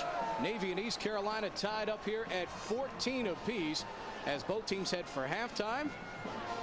We go downstairs to Sheehan Stanwyck Birch with Paul Johnson. Coach, it was a slow start out there. What turned it around? Well, we can't get the ball. I mean, I think we had the ball three times in the first half. If you can't get the ball, it's hard to do anything with it. We had it once in the first quarter, and then we had a 3 and out, and then the next time we put a pretty good drive together and missed a field goal. Next time we scored, that's it. We had the ball 4 times. You make it sound simple. Best of luck in the second half. Right, thanks, Pete. All right, Sheehan, thank you very much. End of the first half here in Annapolis. Our score is East Carolina 14, Navy 14. Plenty more to come from Navy Marine Corps Memorial Stadium. But first, time now to send you to the Field House in New York for Game Tracker Live. Take it away, guys. All right, thanks a lot, and welcome inside the Field House for Game Tracker Live at halftime. East Carolina and Navy knotted at 14. We expected a lot of running. We've seen some interesting things in the post-Ernesto field there. Well, first of all, it's a terrific football game. I mean, going into this game, I thought that Navy would run away with this game, literally, and they've run well on the ground. But I think East Carolina, you got to give Skip Holt some credit here. Remember, this team won its last 2 games, and they played very well in the first half because of James Pinkney, their quarterback, 13 of 16 for 160 yards. He's played awfully well there in that first half. I think the second half, it's going to come down to which team can do the opposite of what they've been doing. I mean, Navy's been rushing the ball over 170 yards on the ground. They barely gain any yards through the air. And I think they might have to do that in the fourth quarter to win. On the flip side, East Carolina can't run the ball, at least at this point, although the game's tied 14-14. So I think whichever team can do the opposite the second half wins. Tied at 14 here with Brian Curtis and Trev Alberts. And while the Pirates try to take down Navy, some other teams from Conference USA going for much bigger upsets. We'll start with the Friends of Coal Bowl. Marshall invading Morgantown, where West Virginia hopes to run the table in the Big East and get in the national championship conversation. It's the second time they've met in 83 years, and the Mountaineers have this one in hand, 35-10. Late in the fourth quarter, Steve Slayton with 2 rushing touchdowns for the Mountaineers. Southern Miss starting the season in the swamp and had a 7-0 lead until very recently. The Gators able to tie this thing up at 7 apiece early in the second quarter. So that would be an upset. But were there any here on opening weekend thus far? That's the last thing Bill Callahan wants to do to start the year. The Huskers opening with Louisiana Tech, looking to prove to their fans, themselves, and one notable alum that they're ready to take the North Division for the first time since '99. Game Tracker Live, back after this. Paula Sala is a real Geico customer, not an actor. So to help tell her story, we hired that announcer guy from the movies. When the storm hit, both our cars were totally underwater. In a world where both of our cars were totally underwater. We thought it would take forever to get some help. But a new wind was about to blow. With Geico, we had our check in 2 days. Payback. This time, it's for real. Geico. Real service, real savings. It all begins here with a shot that wins the point. What a rally! That beats the team. Another beauty. That leads to a championship. Their 9th tournament championship. It all begins here on CSTV. Oh, phenomenal action. NCAA volleyball on CSTV. Watch the ABCA match of the week. Missouri versus Notre Dame. Tomorrow at 6. Only on CSTV. NCAA soccer. The world's game now on our turf. Shot and a score. Watch NCAA soccer on CSTV. We took in the Katrina victims and then we had to evacuate ourselves. If people are in need, then you take care of them. And I felt like Dish came in and did it in a big way with no problems. They helped us in any way they could. The Dish Network guy, he was really friendly. He seemed genuinely concerned about us. I'll never change to anybody else, never, Better TV for all means that we can rely on them to be there. Attention, stop neglecting your family's health because you don't have health insurance. Prudent Choice is a nationwide network of 850,000 premier healthcare providers offering huge discounts, all for little more than $1 a day. There are no deductibles, no waiting period, and you can't be turned down for any reason. I saved $4,000 on my medical bills. Call 1-800-610-2044. Get $300 in free healthcare plus 2 months free with membership.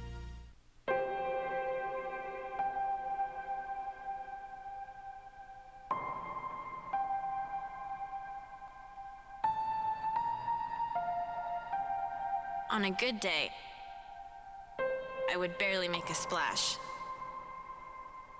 Now, I hope for as much impact as possible. There are over 360,000 NCAA student athletes, and just about all of us will be going pro in something other than sport.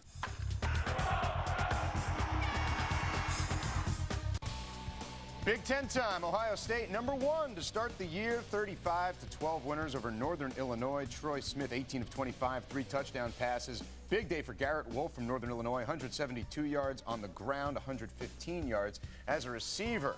All right, Michigan opening with a 27-7 win over Vanderbilt. Mike Hart, 31 carries, 146 yards on the day. And no more Michael Robinson, but the young studs of Penn State helping Joe Pa get another win, 34-16, as that one is just about over in the fourth quarter now. Anthony Morelli, 3 touchdown passes. Tony Hunt with a touchdown run. And Derek Williams, Deion Butler, a team with a lot of young stars. But hey, they're fourth among Big Ten teams when you look at the rankings. Yeah, Michigan's doing okay. I mean, Michael Hart played well at running back today, almost 150 yards. That was a big key to what they were missing last year. The other thing we haven't talked about is 2 new coordinators on the offensive and defensive side for Lloyd Carr at Michigan. Of course, you can't really judge it this week. Can't really judge it next week against Central Michigan. The third week against Notre Dame. Yeah, I think Mike DeBoer, the new offensive coordinator at Michigan, did a great job of establishing a personality of that offense. And how about another running back that had a pretty good day? Garrett Wolf. Adam mentioned it, 172 yards rushing and 115 yards receiving. That's why I don't have Ohio State ranked #1. We could talk about their offense. They were terrific again today. Troy Smith was unbelievable. But defensively, 2 returning starters. And I know Garrett Wolf is unbelievable. He could be great in any league.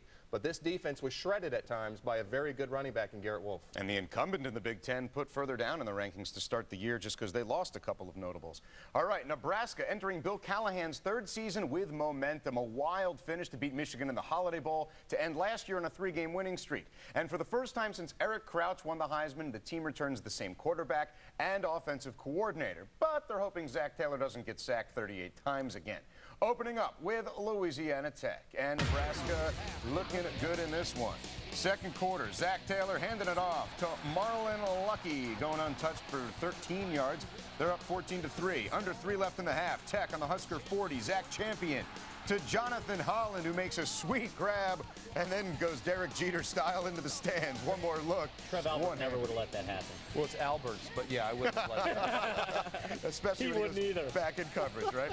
Nebraska, though, too much in the second half.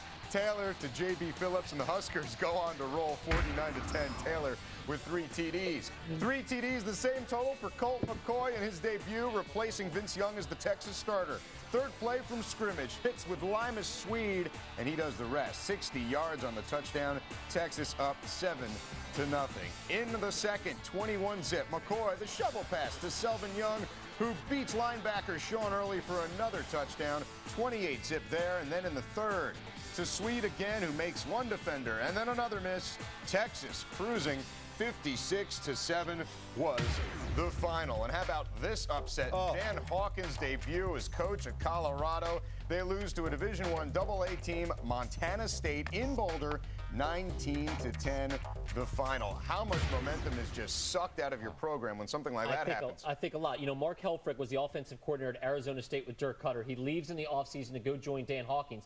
Helfrich told me a few weeks ago that they were starting almost from scratch. He felt they had a long way to go. I think that's an understatement when you can only score 10 points against Montana State, even though it is the first game. Yeah, it's unacceptable and a great win for Montana State. But the point here is this. I think when you look at the Big 12 North, I know it's only the first week. You saw the highlights or the score from Nebraska. The point is this. I think Nebraska is clearly the team in the Big 12 North right now because of the running game. And I know it's not a Big 12 opponent, but what they struggled at last year was running the football. They gave up too many sacks. They're one-dimensional. They have a great defense, and now they averaged over 5 yards a carry as a team. If they can run the football a little bit, take even more pressure off Zach Taylor, that's why I think they'll win the Big 12 North. Yeah, Nebraska, looking at that Colorado result, the opposition might not be too tough to stand in their way of doing that. Coming up, we'll go back to the SEC. Tennessee hosting Cal, while Georgia went outside Division 1A for its opener. The same thing that happened to Colorado happened to the Bulldogs, not when they're scoring in all kinds of ways to show they can win without DJ Shockley. Back to Game Tracker Live right after this. Energizer E-squared lithium batteries let you take up to 630 photos in digital cameras versus up to just 90 with leading ordinary alkaline batteries. Energizer E-squared lithium keeps going. CSTV has your college football triple header next Saturday. The action starts at 1:30 as UMass travels to Annapolis to take on Navy. And later at 9, UTEP plays host to Texas Tech's high-octane offense. But at 5 p.m., don't miss one of football's greatest rivalries, the Rocky Mountain Showdown, Colorado and Colorado State, live from Invesco Field in Denver. It's a triple header featuring Colorado versus Colorado State next Saturday at 5 p.m. Football is a way of life. Live it with CSTV. Tick, tick, massive heat wave. Tick, tick, tick, tick, devastating hurricane. Tick, tick, tick. Our future is up to you. Tick. Football's a way of life. Live it with CSTV. Games, highlights, and insights on air and online. Honey. Get down! Get down! What is this? We're the war movie from Netflix. Wow, you guys got here fast. Average deployment time for a DVD is about 1 business day. Incoming! My wife was also expecting a couple of romantic comedies. They got here when we did. I don't know where they are now. There's a movie waiting for you at home. Netflix. The DVDs you want starting at only $5.99 a month, no late fees. Now, Life Alert can also protect you in a fire emergency. Whether it's fire danger, a serious fall, or other type of emergency, Life Alert is there for you. Thanks to Life Alert, you can live alone without ever being alone. And that's why I wear one. All senior citizens should have Life Alert. Please call 1-800-617-4291 for free information about Life Alert. That's 1-800-617-4291.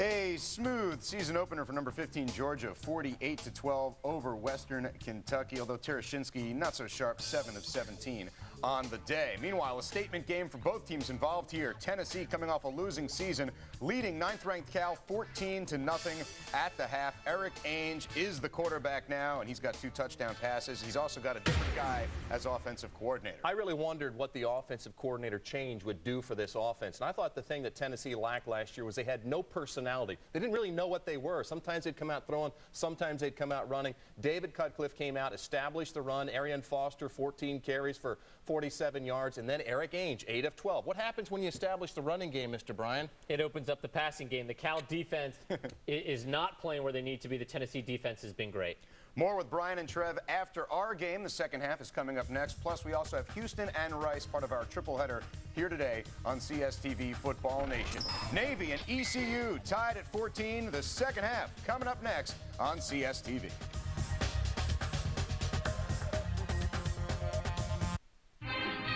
Hi, my name is Frank Pagata. I'm also known as Notre Dame Frank, and welcome to my Notre Dame home. I'm probably one of the biggest, craziest, nuttiest fans of Notre Dame football in the entire country. Actual piece of the rock in the old Notre Dame Stadium. I probably have 3 times as much stuff as I have in this room. I get the basement, my wife gets the rest of the house. It's a good deal. Come on, Rudy. Come on. We're going to the game. Come on. God, country, Notre Dame, go Irish. Recently, the Duke Ellington Foundation discovered a lost work, a piece of music that had not been performed in over 50 years. Of all the universities in the country, only one was chosen to revive this national treasure. 1, 2, and 1, 2. Which university? The one that can get your future in full swing. East Carolina University. Tomorrow Starts here. College sports fans need to stay alert. With hundreds of teams, thousands of players, and millions of fans, you never know when big news will come over the wire. It's a good thing there's CSTV to go. With CSTV to go, you get wireless text alerts straight to your phone with breaking news from across the college sports world. And when you subscribe to CSTV to go, you'll get the most up-to-the-minute scores and headlines from over 100 schools and up to 15 different sports sent to you, no matter where you are. Log on to CSTV.com and sign up now for CSTV to go. These are the faces that look up to you. You, the fans.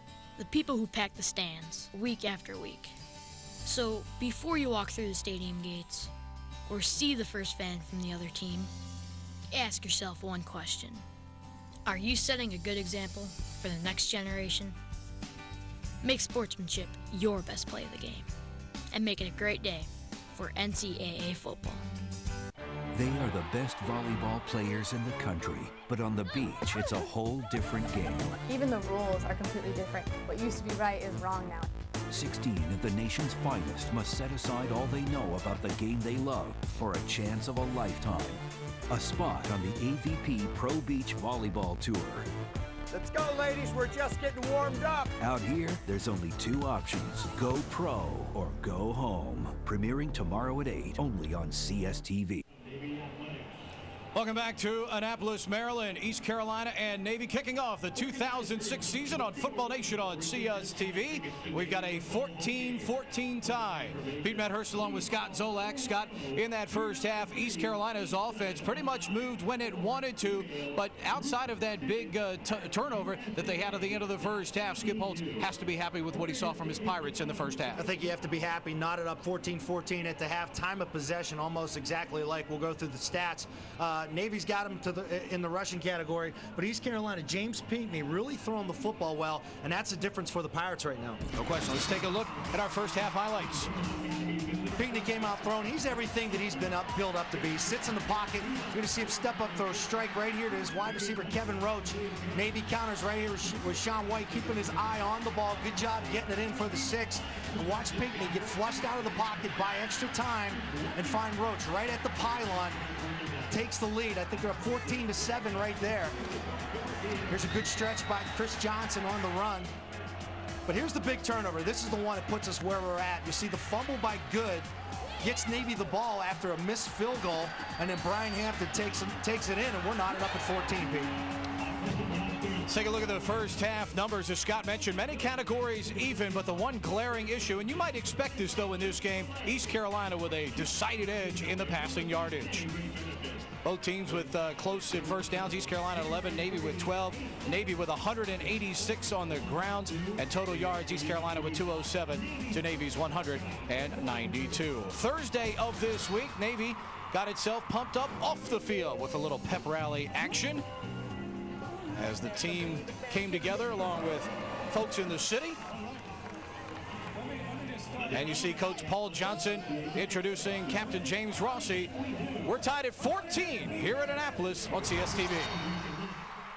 CSTV has your college football triple header next Saturday. The action starts at 1:30 as UMass travels to Annapolis to take on Navy. And later at 9, UTEP plays host to Texas Tech's high-octane offense. But at 5 p.m., don't miss one of football's greatest rivalries, the Rocky Mountain Showdown. Colorado and Colorado State, live from Invesco Field in Denver. It's a triple header featuring Colorado versus Colorado State next Saturday at 5 p.m. Football is a way of life. Live it with CSTV. A new season is beginning, and so is CSTV's Crystal Ball, presented by Xbox Live, the show that gazes into the future of college sports, bringing you the hottest stories, teams, and players throughout the college football season. If you have a question, Crystal Ball has the answer. Watch Crystal Ball, presented by Xbox Live, every Wednesday at 7, only on CSTV. NCAA Soccer, the world's game, now on our turf. Gets the goal! Watch NCAA Soccer on CSTV. Whether it's fire danger, a serious fall, or other type of emergency, Life Alert is there for you. The first time I fell in that bedroom and I couldn't reach the phone. When you have a heart attack like I did and there's no one there, Life Alert was there for me. Having a secure feeling through Life Alert is ideal. My independence is possible because of it. Now, Life Alert can also protect you in a fire emergency with a system that automatically notifies our monitoring center. Thanks to Life Alert, you can live alone without ever being alone. And that's why I wear one. All senior citizens should have Life Alert. Please call 1-800-617-4291 for free information about Life Alert. That's 1-800-617-4291, or visit us on the web at the address on your screen. Don't delay. Call us now at 1-800-617-4291. Education of midshipmen through character development programs that stress the highest ideals of duty, honor, and loyalty. Navy also has a rich history of athletic achievements in a variety of varsity sports. The United States Naval Academy is where America develops leaders who will serve the nation. It is where the core values of honor, courage, and commitment are nurtured, and where the vision of America's future is shaped. Navy Marine Corps Memorial Stadium in Annapolis, Maryland. The East Carolina Pirates and the Navy Midshipmen kicking off the 2006 campaign.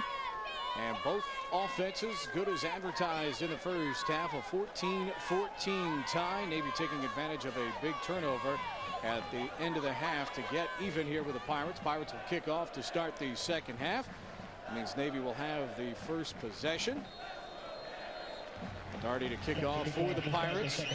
Reggie Campbell back deep for the Midshipmen. Both the kickoffs in the first half from East Carolina. They try to angle toward the pylon.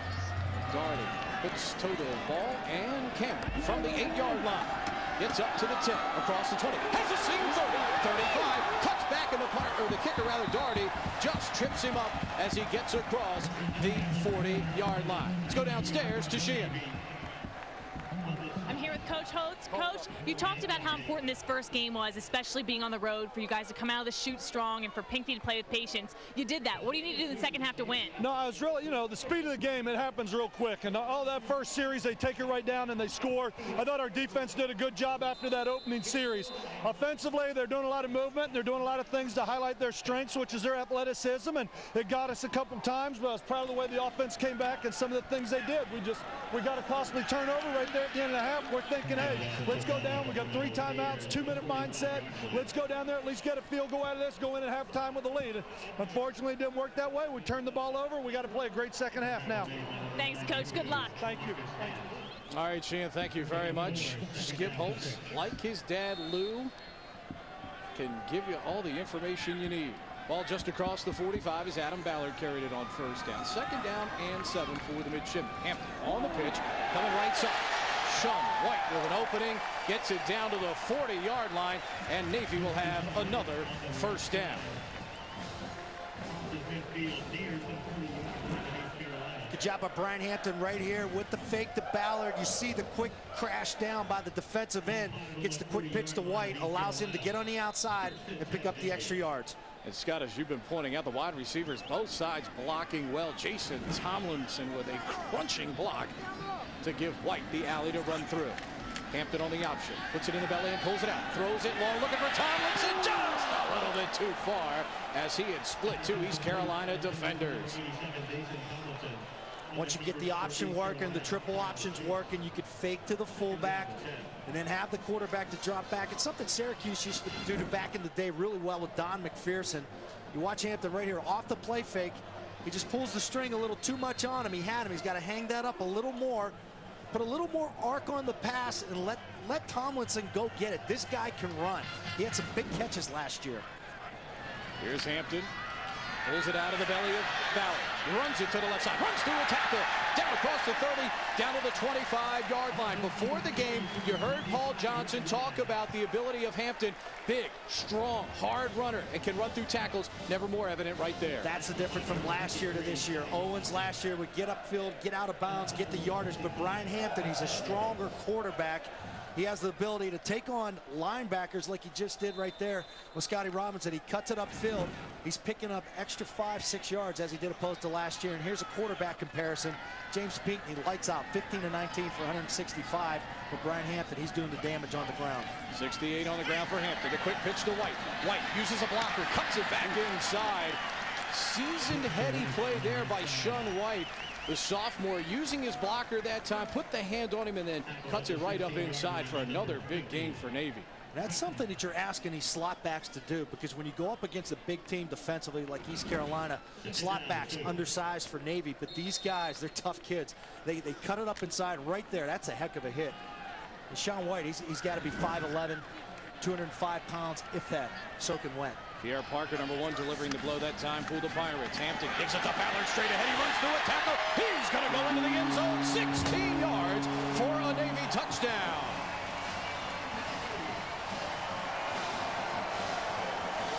The Navy triple option to perfection on that drive. And at 12:44, Navy regains the lead as the big battering ram, Adam Ballard, 16 yards out for the Navy score. That's how I wondered, East Carolina, how would they come out for the second half when you have a young football team like they do? When Skip Holtz had to talk to them, we got to carry that emotion over, guys. Seemed like they came out a little flat defensively. Not the same pop they had in the first half. Joey Bullen right down Broadway with the extra point. The midshipmen on their way to doing 21 push-ups, because the midshipmen have 21 points on the board, courtesy of number 22, Adam Ballard, as he bolts in from 16 yards away. Navy 21, ECU 14 on CSTV. Next Saturday on CSTV, it's one of college football's greatest rivalries as Colorado takes on Colorado State. Don't miss this Rocky Mountain showdown where CSU will come in hungry for revenge after the Buffs come from behind win last year. Watch Colorado versus Colorado State next Saturday at 5 p.m. Football is a way of life. Live it with CSTV. For those who serve others, we serve you. We're TIAA CREF.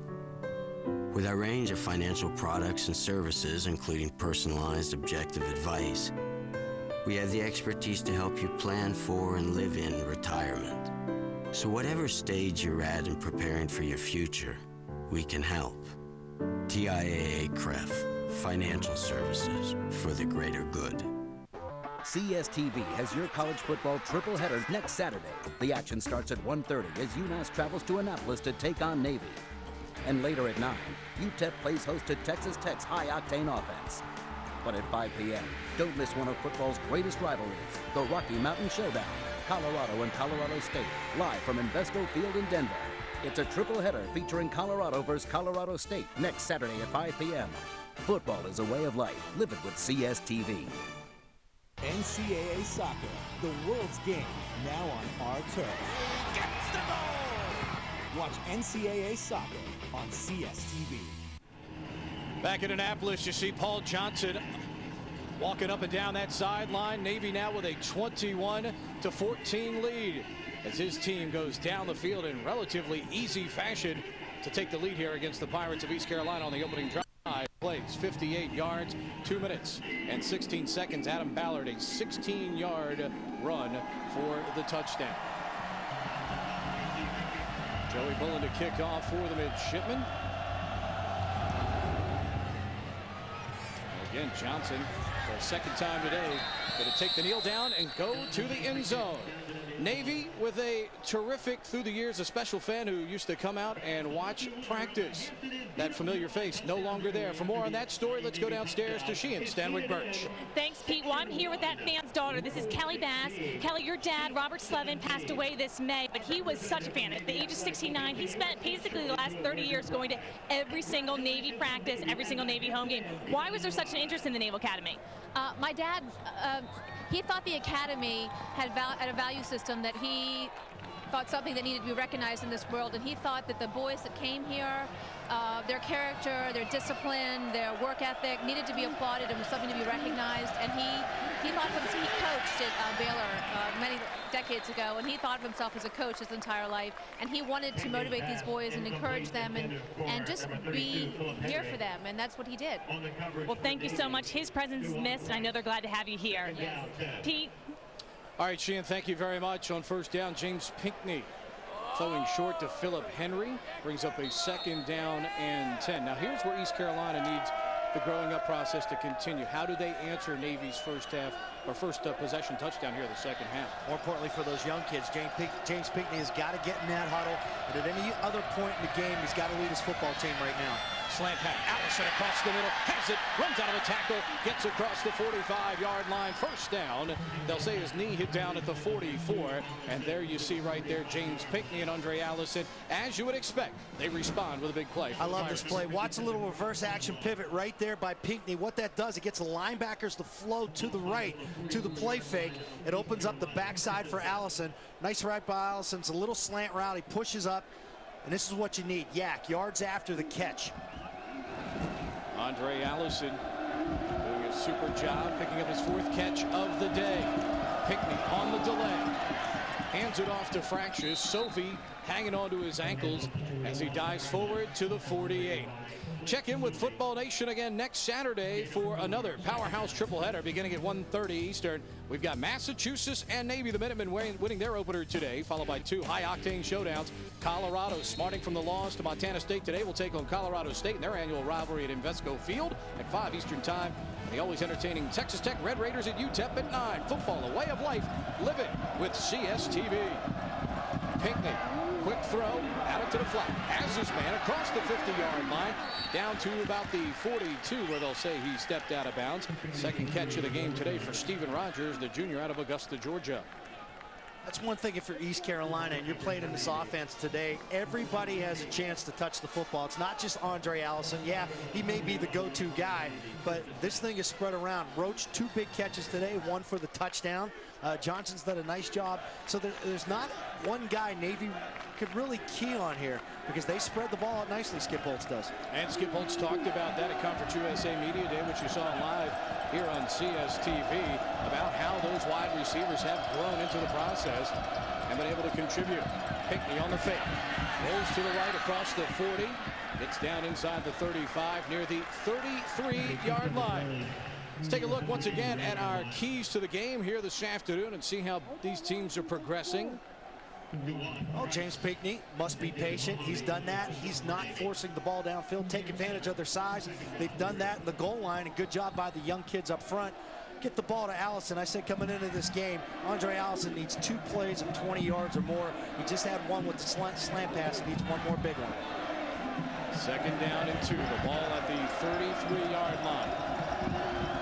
Double tight ends this time for East Carolina. The first time we've seen that today. Pinckney going to audible. 2 seconds on the play clock. Gets it off just in time. Hands to Fractious, right side.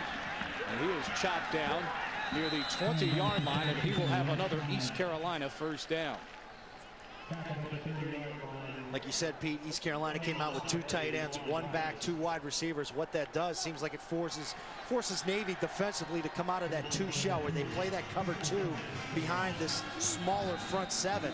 And right there was a single safety, strong safety, came down, get 8 guys in the box. You know East Carolina's going to run the football. They still picked up 5 yards. Clock on the move. We go down to 10 minutes, 8 seconds to go here in quarter number 3. East Carolina trying to answer the Navy scoring drive. Midshipman by 7. Pinckney to Fractious, right side. Good penetration that time by the Navy defense. Getting into the backfield, Ty Adams, Clint Sovey with the first contact for Buddy Green's defense. They're really having a difficult time blocking Sovey. Maybe it's because of the size, maybe it's because of his speed. This guy's a great knack for the football. And you look at the defense of Navy, 5 guys around the ball carrier. And that's what you have to do. You have to swarm, you have to converge on the football, and that's what they're doing right now. Ball at the 31-yard line. 2nd down and 11. East Carolina needs the 20 for a first down. James Pinckney from the shotgun. Surveys the situation, pulls it down, pressure, Adams on the move, and it's nearly intercepted by John Chan. Great pressure that time by Ty Adams to stay with James Pinckney, and it almost resulted in an interception by the big defensive lineman. James Pinckney really brought this on himself. If you look at the pocket, he has a nice pocket to sit in right there. For some reason, he forces himself outside right into Ty Adams' pressure. Good job by Adams staying with it. That was a blessing right there for Ty Adams. John Chan nearly had every defensive lineman's dream. Quarterback was down on the ground. There was nobody there if he picks it up. So Pinckney will bring the Pirates to the line of scrimmage. 3rd down and 11. Twin receivers to the top and bottom of the screen. Single setback is Fractious. Pinckney back to throw. Throws it down the middle and nobody home. Just outside the right hash mark for one of the few times today. Outstanding coverage with multiple receivers out there for East Carolina by Navy's defense. It looked like it was a mix-up between quarterback, receiver, Andre Allison running the read route. He was going down the seam. Strong safety kind of went to the outside. I think James Pinckney was expecting him to run a post pattern instead of a 20-yard in cut. That brings on Robert Lee, the field goal kicker for the Pirates. And with 17 field goals a year ago, 48-yard attempt. Hardy to hold. The kick is on the way, and it hits the post and goes through. How about that for Robert Lee as he gets a little ting. Sometimes when you're trying to get things going with a young team, you need a little luck. You got it right there. But that's a very important drive for East Carolina right there, 21-17. They get points, 21-17. Navy here in Annapolis on CSTV. Energizer E-squared lithium batteries let you take up to 630 photos in digital cameras versus up to just 90 with leading ordinary alkaline batteries. Energizer E-squared lithium keeps going. They are the best volleyball players in the country, but on the beach, it's a whole different game. Even the rules are completely different. What used to be right is wrong now. 16 of the nation's finest must set aside all they know about the game they love for a chance of a lifetime. A spot on the AVP Pro Beach Volleyball Tour. Let's go, ladies. We're just getting warmed up. Out here, there's only 2 options. Go pro or go home. Premiering tomorrow at 8, only on CSTV.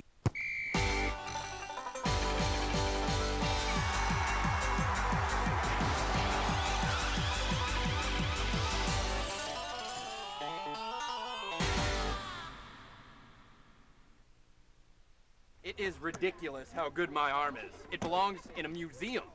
They used to call me the bus driver. I took everyone to school.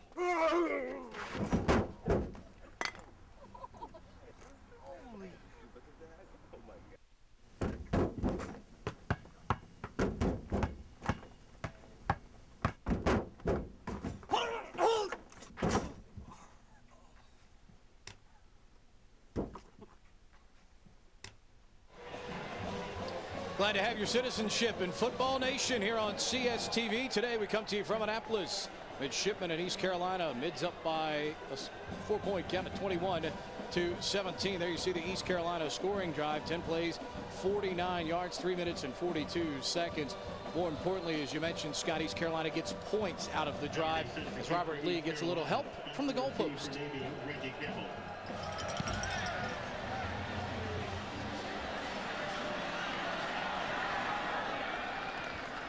On the kickoff return for the midshipmen, they bring it back with Rick Amos. There's another look at the field goal. Watch the upright right here. You talk about luck, you'll take it 10 out of 10 times, especially when you're Skip Holtz. You just gave up an opening drive to Navy to start the second half. Your team comes out, drives the football down. James Pinckney almost got in trouble, almost had the interception to John Chan. But good job getting a field goal. At least they got points. Here's the keys of the game to Navy. Adam Ballard, 67 yards, almost 10 yards a carry. Brian Hampton, he's making good decisions, and the receivers are doing a nice job downfield. Hampton looking long. He's got a man, and again he overthrows by about 1.5 yards. O.J. Washington had beaten 2 guys and was ahead of the pack. And as you mentioned earlier, Scott, it is there. Yeah, it is there. Here's Brian Hampton right here off the option fake. Comes back. Now, what he's got to do is just lay that ball out there a little more. He's putting too much on these balls. Navy has shots. They're trying to take them, but that comes with being a strong guy. Brian Hampton, he's a lot bigger than Lamar Owens was last year, and he's got a stronger arm. Needing to get a little bit more loft on that one. Matt Hall in at fullback here for the midshipmen. Hampton on the option, comes down the line, and a great play in the backfield there for the Pirates. Stepping up that time along that East Carolina defensive front. C.J. Wilson, the freshman, making the play.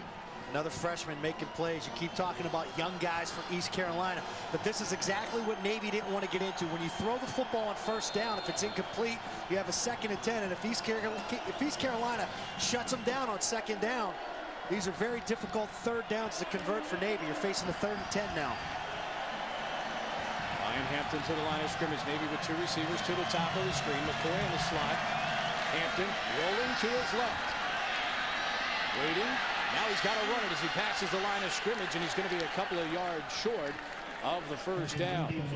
The defense that time by the Pirates to keep him somewhat contained. Fred Wilson makes the tackle out across South Carolina. Casey Ross also in on the play for East Carolina. Paul Johnson with a decision here. We've seen Paul Johnson go for it in much shorter field than this, further back in his own territory. And he is sending Zerbin Singleton into the game. Talk about confidence in what you do. You could be trying to draw him off sides too. For East Carolina, you got to be smart. Don't jump off sides. Watch the quarterback with the inflection and the snap count. Hampton carries it across the 45 for a 1st down up to the 46-yard line. Scott, as much as anything, the fact that Paul Johnson has this kind of confidence in his team to go for it so much on 4th down really helps them out. And this time again, an uncanny conversion on 4th down for the Well, you see the fullback Matt Hall in the game. There's the key block right there with the old Wiley veteran and Brian Hampton. That's more of a vote of confidence with your quarterback. You have confidence in Brian Hampton. You're telling him this is your first collegiate start. We're playing at home. Get the 1st down. Player down for East Carolina without being able to identify him. We'll take a break while he's down. Navy 21, East Carolina 17. We're back with more in a moment on CSTV. Rutgers University's College Avenue Gymnasium. On the surface, a typical gym. Wood. Sweat. But further underneath, there's something more. In 1869, history was made where this building now stands. The first ever intercollegiate football game was played down here between Rutgers and Princeton. And with it, Football Nation as we know it was born somewhere down here. College football's holiest of lands. Football is a way of life. Live it with CSTV. Expensive custom frames and costly protective laminates? Not anymore. Now create temporary graphics or get temporary protection with Duplicolor's hot new Car Art and Shield. With Car Art, add flames, scallops, or street graphics for the weekend. And with Shield, protect your vehicle's trouble areas from bugs, rocks, and road grime. Car Art and Shield are easy to use, dry in less than a minute, and with a simple wash, leave no residue. Start creating and protecting today with Duplicolor's Car Art and Shield. Go to duplicolor.com to find the retailer nearest you.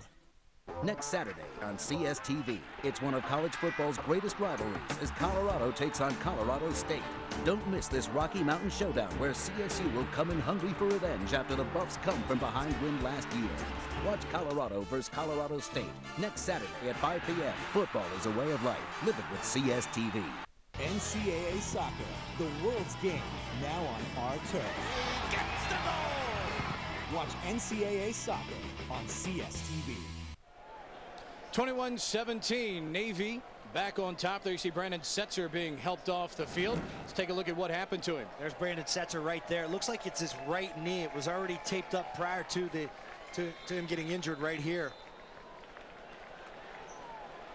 It's difficult to tell what happened to the knee. It looks like he got rolled up by one of the linemen from Navy. Here's Hampton on the option. Cuts it back to the top side of the field. Hampton across midfield, maybe the East Carolina 49 before Travis Williams comes up to make the hit. Just past 7:30 here in the East. East Carolina from Greenville, North Carolina, taking on Navy from here in Annapolis, Maryland. Pete Medhurst, Scott Zolak, Sheehan, Stanwyck, Birch, hustling to bring you all the information from down on the sideline here at Navy Marine Corps Memorial Stadium in Jack Stevens Field. 21-17, the midshipmen on top here. And the kick up the middle. It's Matt Hall. He's down to the 30-yard line. And he picks up another Navy first down. Navy fullbacks continuing to do the damage, whether it's Adam Ballard, whether it's Matt Hall, as he is right here. Watch the little cutback. He has great vision, keeps his head up. And look at the play downfield right there by Reggie Campbell coming in. Watch little number 7, Reggie Campbell right there with the cut down. Picks up another 7 yards. Here it's coming right at you in your living rooms. Matt Hall, there comes Reggie Campbell. What a little bullet. Here's Hampton on the reverse pivot on the option. Splits 2 guys, runs into a man. Still carrying tacklers, though. Down inside the 25, down to the 23. The first contact by Quentin Cotton, the junior linebacker for East Carolina, but he went backwards down the field with a forward running Brian Hampton. The option attack really starting to work for Navy. Not that it wasn't in the first half, and that's something that Paul Johnson talked about at halftime. Hey, we really didn't touch the football. Thought we had it maybe 3-4 times, but this is what they want to do. Get it, take the time of possession, and now Navy finally starting to get up there. East Carolina still leads in time of possession by only a minute now. Here's Hampton on the carry. Gets it down to the 20-yard line. He'll be very close to another first down.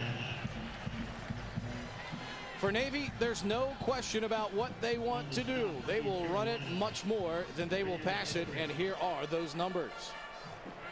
As you can see, 672 attempts on the ground to just 147 aerials a year ago. No 300-plus yard games right there. I don't think Navy even had any 200-yard games through the air, but that's what they do. That's why they led the nation in rushing 2 out of the last 4 years.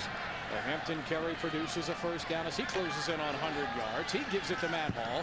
Hall churns the legs down to the 18. A gain of 2. The Pirates want the football. We'll see if forward momentum was stopped or a whistle blew. And it's going to be East Carolina ball. Perseverance by the Pirates.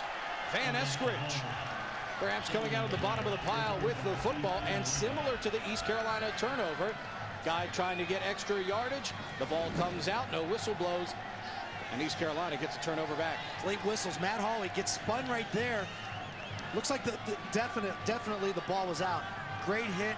Good job by Scotty Robinson holding it up. Look at the support you're getting from the secondary. Jamar Flournoy coming in from the side. And it looks like we're going to have another play under review.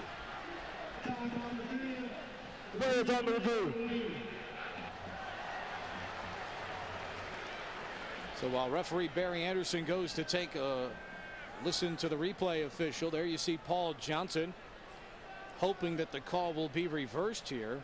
An interesting Paul rewarding Matt Hall there, and Hall, a victim of his own second effort in that situation. The initial contact, trying to roll, trying to keep his feet moving, but East Carolina continuing in to pull at the ball, and they get it out. Number 6, Flournoy, you're going to see him come from secondary pressure. Matt Hawley gets spun right there, and there's the initial hit right there. Pops the ball out, but a good job by the refs. not that they're allowing them to play past the whistle, but you got two very physical football teams, an offense that loves to run the football like Navy does, and you have some great athletes on this Pirate defense. The ball was out prior to the runner's knee on the ground. First down, East Carolina. And, you know, give Flournoy a lot of credit. Sometimes guys in the secondary, they see the guy starting to get wrapped up, the pile starting to slow down. They tend to back off the play, but Flournoy playing right to the whistle, as every coach tells you, and he's able to make a great play for his team. And that's what they have to do. And at some point, Navy's going to realize they got to take the shots to stop these secondary people from coming up and helping to support the run. Here's the ball to Allison, and Andre Allison runs out of real estate over on the far side of the field as Navy again with a tackle behind the line of scrimmage. And Ty Adams and Clint Solvey, along with David Mahoney, all in on the play.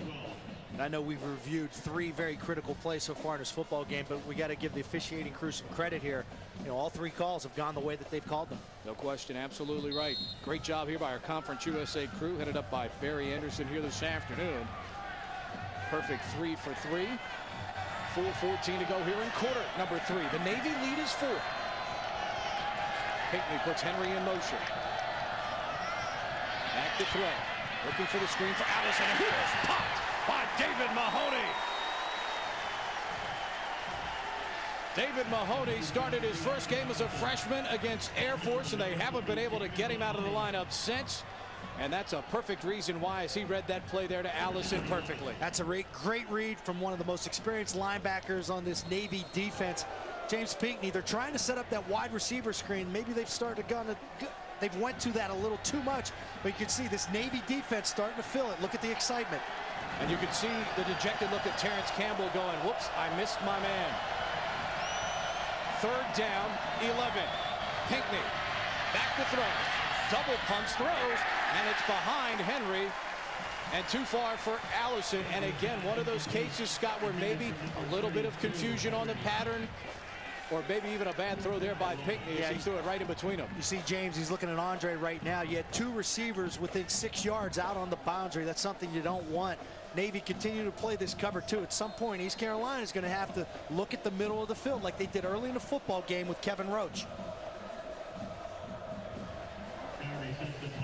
Guardy back to punt here for East Carolina. Jason Tomlinson back deep for the midshipmen. 3:20 to go in quarter number 3. Navy by 4. Their defense comes up with a big stop after a turnover. Guardy's punt is end over end. Tomlinson comes up to catch it at the 46. Runs away from McQueen. Comes back here to the near side. Fans rise to their feet as Tomlinson comes down the sideline, and he gets inside the 40 down to the 39-yard line. Navy with excellent field position to start the drive. Earlier, we asked you our trivia question here on Football Nation. Who holds the East Carolina record for most passing yards in a single season? Now, they have had some great quarterbacks here at ECU. The question is, who is it? And there you see Jeff Blake, who played for the Pirates during one of their greatest eras of football, 1988 to 91, 3,073 yards. Pete, I think he's in his 15th year right now, a sixth round draft choice for the New York Jets. Here's a play on 1st down, and Hampton's pitch is knocked down by Van Eskridge, and Eskridge hustles over to recover it. Van Eskridge, the youngster, getting the start here today, the freshman out of Shelby, North Carolina, and he is making his coach's confidence pay off here. It's been no nickel from Skip Holtz today because Eskridge makes another good play here. Well, this is about taking chances, looking at your reads. Maybe this goes back to what Skip Holtz taught these guys earlier in the week. Maintain your one guy. He's worrying about Brian Hampton. Good job coming down the line. You see him get the hand on the ball right there. Not only does he get his hand on it, but he recovers the fumble. So Eskridge makes the play for East Carolina. That'll keep hit number 37 on the field for Skip Holtz's defense with plays like that. And a golden opportunity now for the Pirates. 1st and 10 at the Navy 46. They go to Johnson right side. Sobey the tackle. Down at the 44-yard line, it'll be a gain of 2. The young kids from East Carolina have really impressed me so far through 3 quarters of play. Not having that one critical error. I mean, you know, Good laid the ball on the ground early in the game, but, you know, it was a good hit. I mean, you got guys going to the football. There's not a lot of false starts. You don't see any major holding penalties, you know, trying to protect Pinckney. So all in all, they played well, these young kids. Only have had 2 penalties in the game. Again, they're going to run fractious this time on the right side. Looks to cut it back. Mahoney and Chan on the stop. David Wright looks up, puts his palms up, says I was held, and it looks like the umpire agrees. Great timing. On the offense, number 72, 10-yard penalty. Repeat, second down. Stephen Heiss, the freshman out of Cincinnati, Ohio. Interesting, Scott, that after Pinckney struggled a little bit there, Skip Holtz comes back with 2 consecutive running plays here to see if maybe East Carolina can get something going with that physical presence they enjoy up front. One thing you try to do early in a football game is get your quarterback going, whether that's through a screen pass. East Carolina seems like they like to do it with wide receiver screens as far as where they're kicking linemen out, trying to get the quick pass, getting the yards after catch. But James Pinckney early in this game showed that he could put the football downfield in tight holes. Maybe they need to get back to that a little bit too. Second down and 18, the ball at their own 46. Pinckney out of the gun. 3 steps, pump fakes, and the pocket collapses, and John Chan is there again in the backfield. Joined by Tidwell and Mahoney in celebration, John Chan makes a big play here to put East Carolina in 3rd and long. When you look at John Chan, 6'1", 249, he's a great motor guy. Take a look at him right here. He's blocked, in essence, by 2 guys, but he doesn't quit. He keeps going after Pinckney, and this guy's done it about 3 times in his football game so far. Navy continues to chalk up the tackles for loss here. A couple now here in the second half. The ball all the way back at the 35. It is 3rd down and 29 for East Carolina. 57 seconds, clock moving, 3rd quarter. Critical time confidence-wise for this Pirates offense, which was so effective in the first half.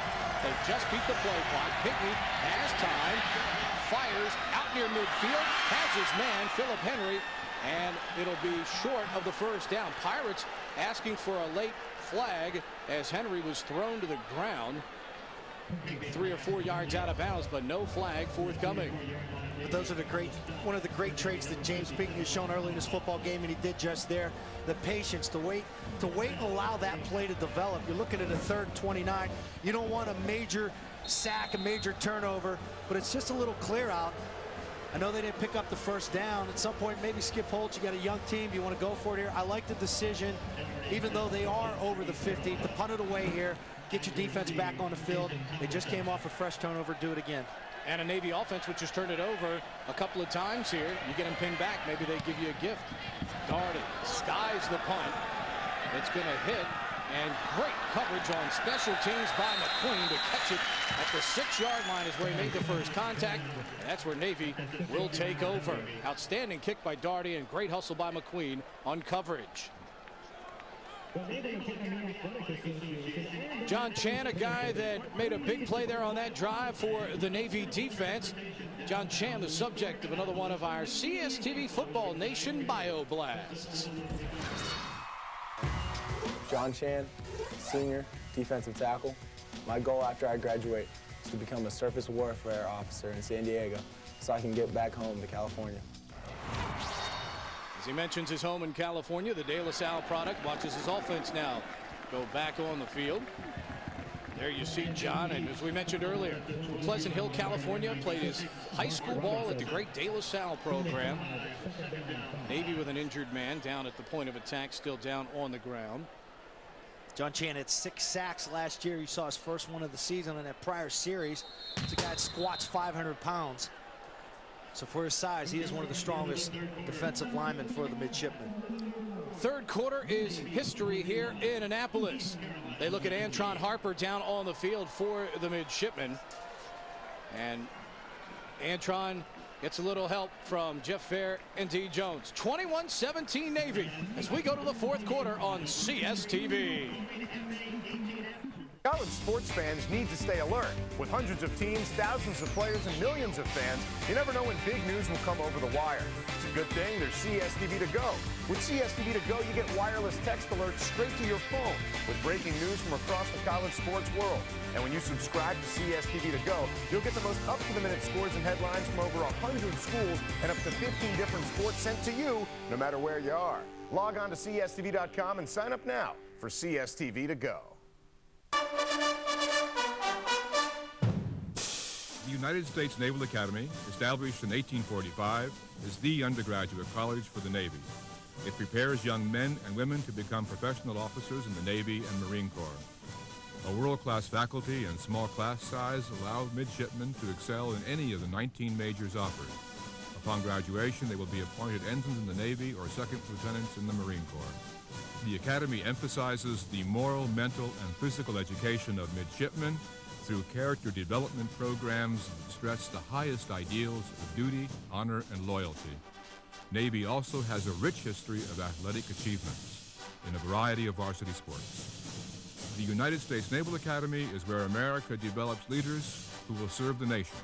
It is where the core values of honor, courage, and commitment are nurtured, and where the vision of America's future is shaped. It all begins here with a shot that wins the point. What a rally! That beats the team. Another beauty. That leads to a championship. Their 9th tournament championship. It all begins here on CSTV. Oh, phenomenal action. NCAA volleyball on CSTV. Watch the ABCA match of the week. Missouri versus Notre Dame. Tomorrow at 6. Only on CSTV. We go to the fourth quarter. In Annapolis, Navy leading East Carolina by a score of 21-17. Coach Paul Johnson, his team coming up with a big 2nd down and 5. The ball at their own 12-yard line. Navy strong in the fourth quarter a year ago, as good teams do, Scott, closing out opponents. Especially when you run the football. That's what we talked about prior to the game, the stamina, where they're going to be able to continue to pound the football. And then once we got to the fourth quarter like we are now, they're sitting up 21-17. This is where they wear teams down usually. Adam Ballard carries it to the 15 as he is back in. Let's take a look at a turnover-plagued third quarter especially. Here's an early one from Bobby Good. Yes, the fastball fired to Good right there. Progress stopped, but it was a good call. His knee was not down. That led to Navy tying up the football game. And here's Matt Hall. He gets spun around. Flournoy comes in from the side, knocks it out. A great read right there off the option. Brian Hampton stuck between a rock and a hard place. 3rd down and 2. Critical play coming up here. Quick pitch to the left side. Campbell runs through a tackle across the 20 up to the 23-yard line. Flournoy on the stop for the Pirates, but not before Campbell gets a 1st down. Also in on the stop that time, Jared Wiggins, sophomore for the Pirates. So Navy gets a critical 1st down with the ball deep in their own territory, able to dig out a little bit of a hole. At some point, they still are going to have to take a chance downfield. Well, as you mentioned earlier, they've been there. I mean, Brian Hampton. It's there for them. 3 opportunities and has overthrown all 3 of them. Hampton barks out the signals, runs the option, follows his fullback. Ballard through the hole across the 30, up to the 31, 7 yards on 1st down. Hampton, who changed jerseys, wearing his 2nd jersey of the game because this Navy number 3 with no name on the back, as you can see right there from our end zone shot. Do they do that every week? No, but that's some problems probably. You take off the jersey. If this one becomes Superman, is this the Superman one or is this the one without the cape? You play without his name every week if he continues to play well. Hampton audibling at the line of scrimmage. You see the Navy slot backs pointing to their helmets, acknowledging the audible. 2nd down and 3. Hampton up the middle. Ballard carrying people up near the 40-yard line. And another Navy 1st down. Brian Hampton, a man who is entrusted with this offense, tells you what it needs to go forward. What's really going right is our O-line. Believe it or not, you know, there are a lot of teams that'll say, hey, you know, our O-line is what leads us, and, you know, a bunch of people say that just to, you know, give the O-line credit. But in this offense, that is truly what's happening. Reggie Campbell on a quick pitch. Gets it up near midfield. As he follows one of those guys on the offensive line, Josh Meek, to some positive yardage. And again, the last 2 times on 1st down, Scott, we're seeing big chunks of yardage picked up here by Navy. Yeah, number 37, Van Eskridge, had a chance to nail Reggie Campbell in the backfield. Campbell did a good job getting it to the outside. But that's what a smart quarterback talks about. Brian Hampton, even if your line's not playing well, you still have to compliment him. 10 yards for Campbell on the play. 1st and 10 for Navy. The ball right at midfield. Hampton gives it to Ballard as he crunches down to the 46 for a 4-yard gain. The mystery about where his name went. Let's go down to Sheehan Stanwyck Birch. It's not a fashion statement. When Hampton was making that run in the 3rd quarter, actually his name got ripped off the jersey. The names are embroidered and sewn on, so completely ripped off. Not a look that he wants to keep. Somebody needs to talk to the seamstress then. How does a name get ripped completely off the jersey? Somebody may be wanting a collectible. Under 12 to go. Navy by 4. 2nd down and 6. Slot back move, but got himself set before the play. And again, it's Ballard up the middle, down to the 40-yard line. And he'll be close to another Navy 1st down. Navy a year ago leading the nation in rushing, 318 yards per game. They have now upped their total today to 328 yards. Scott, they have 6 yards passing the football today. That's amazing, but the pass plays are there for them. Brian Hampton just a little too much on each of those throws. 3 times he could have had 3 touchdowns through the air. He's making up for it with his legs. He's got 21 carries for 97 of those yards right now. Here's Hampton trying to cut it forward, runs through a tackle. He'll have another 1st down as he is spun down in the East Carolina secondary by Pierre Parker, the senior out of Wilson, North Carolina. Not before Brian Hampton goes over the 100-yard mark for the afternoon. Brian Hampton here with the fake right there to Adam Ballard. Puts him over the 100 mark. Watch the leg drive right here. And I'm still waiting for Skip Holtz. We talked to Skip Holtz during the week. He said he's going to play a little bit of nickel when Navy really starts to run the football. What that does, it allows them to get an extra safety in the game. More importantly, an upperclassman instead of a freshman. Here's Ballard bouncing off of tackles. The ball comes out, and it's a fumble. The referee at least acknowledged the fumble. No, the line judge is going to say he's down. The line judge running in from the near side of the field. Ken Ante runs in, and you can almost bet that Skip Holtz might be interested in reviewing this one. Seen the ball on the ground a lot tonight. Could be because of the amount of rain we've had over the past couple days with the hurricane coming through. Field looks like it's in great shape. The new field turf surface. You see Adam Ballard coming up. Is he down? Well, his elbow is down right there. He's automatically down by contact. Once again, the Zebras on the money. Again, it's Ballard plowing his way up the middle, and he's going to be about a yard short of a 1st down.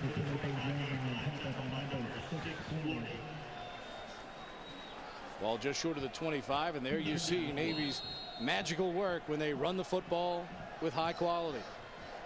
300 yards rushing. I couldn't imagine playing for a team back in college. Played at Maryland.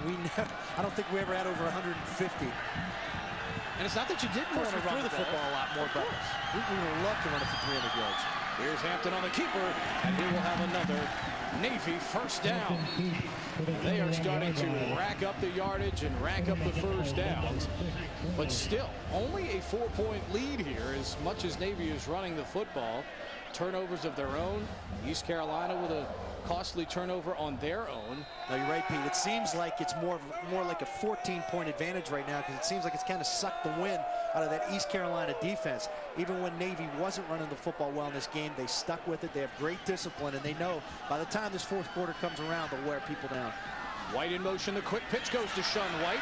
He gets to the corner, out to the 15, inside the 15, down to the 13, and you can see the acceleration that running backs coach Jeff Monken loves so much about Sean White. He got to the corner there and got big yardage. You're going to see him take the pitch. Navy loves to do this. Put the guy in motion.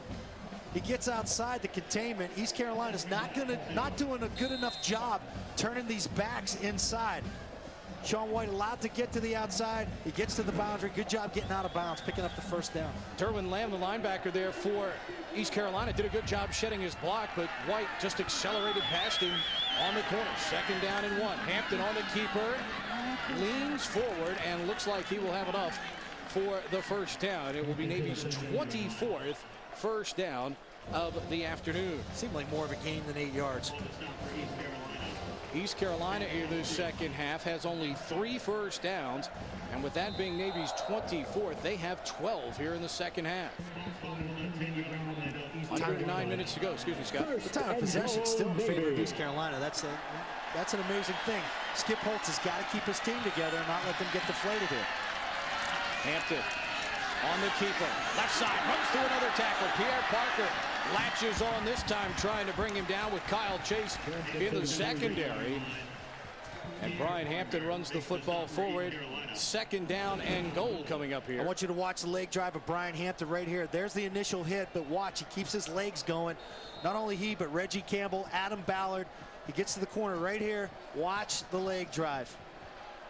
That's 4 extra yards right there, Pete. Navy churning up the clock here with a drive. This is play number 16. Closing in on 8 minutes. Hampton pitches Campbell left side. Touchdown.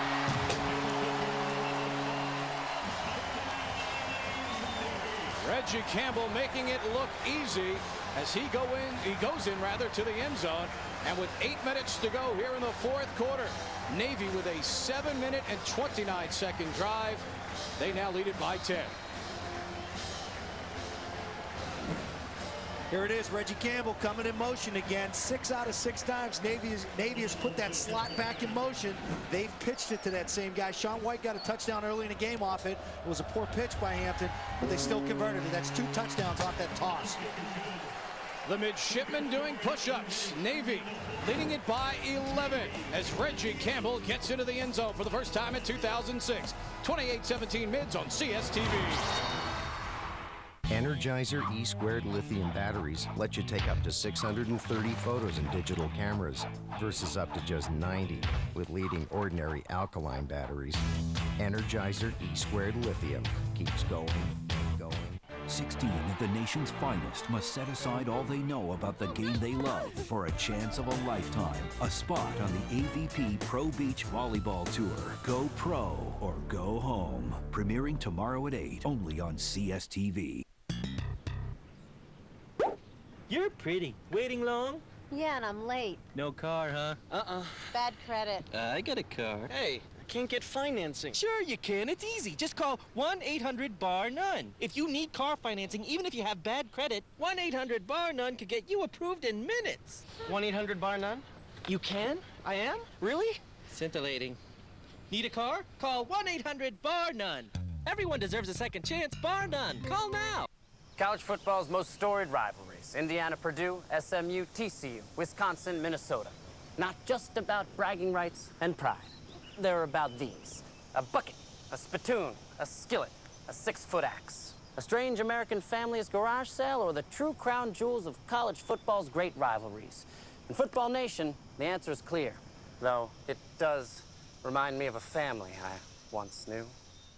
Football is a way of life. Live it with CSTV.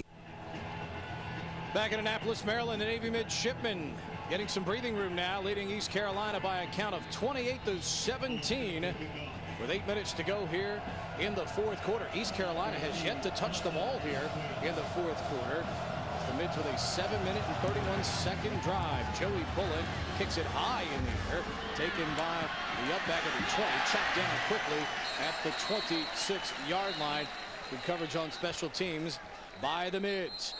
We are in Annapolis, Maryland at Jack Stevens Field, Navy Marine Corps Memorial Stadium in Annapolis, just past 8 o'clock in the east, 5 o'clock in the west, in John Chan's hometown of California. Pete Medhurst, Scott Zolak, Sheehan, Stanwyck, Birch with you here as Reggie Campbell gets into the end zone to give Navy some breathing room. Well, this is the one when you're up 28-17. Reggie Campbell continues to wear the perimeter of this defense down. Now puts James Pinckney in a situation where, not that they have to go to 2-minute offense right now or a no huddle, but they've got to make some big plays downfield.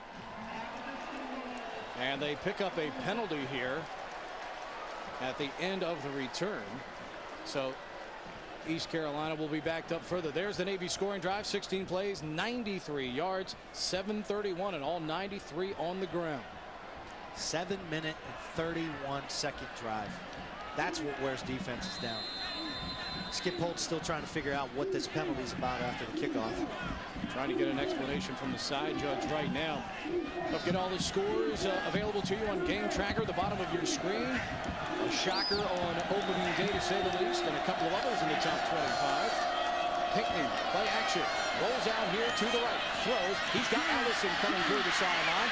25, 30, 33-yard line. Great job by Andre Allison in the open field to pick up an East Carolina first down.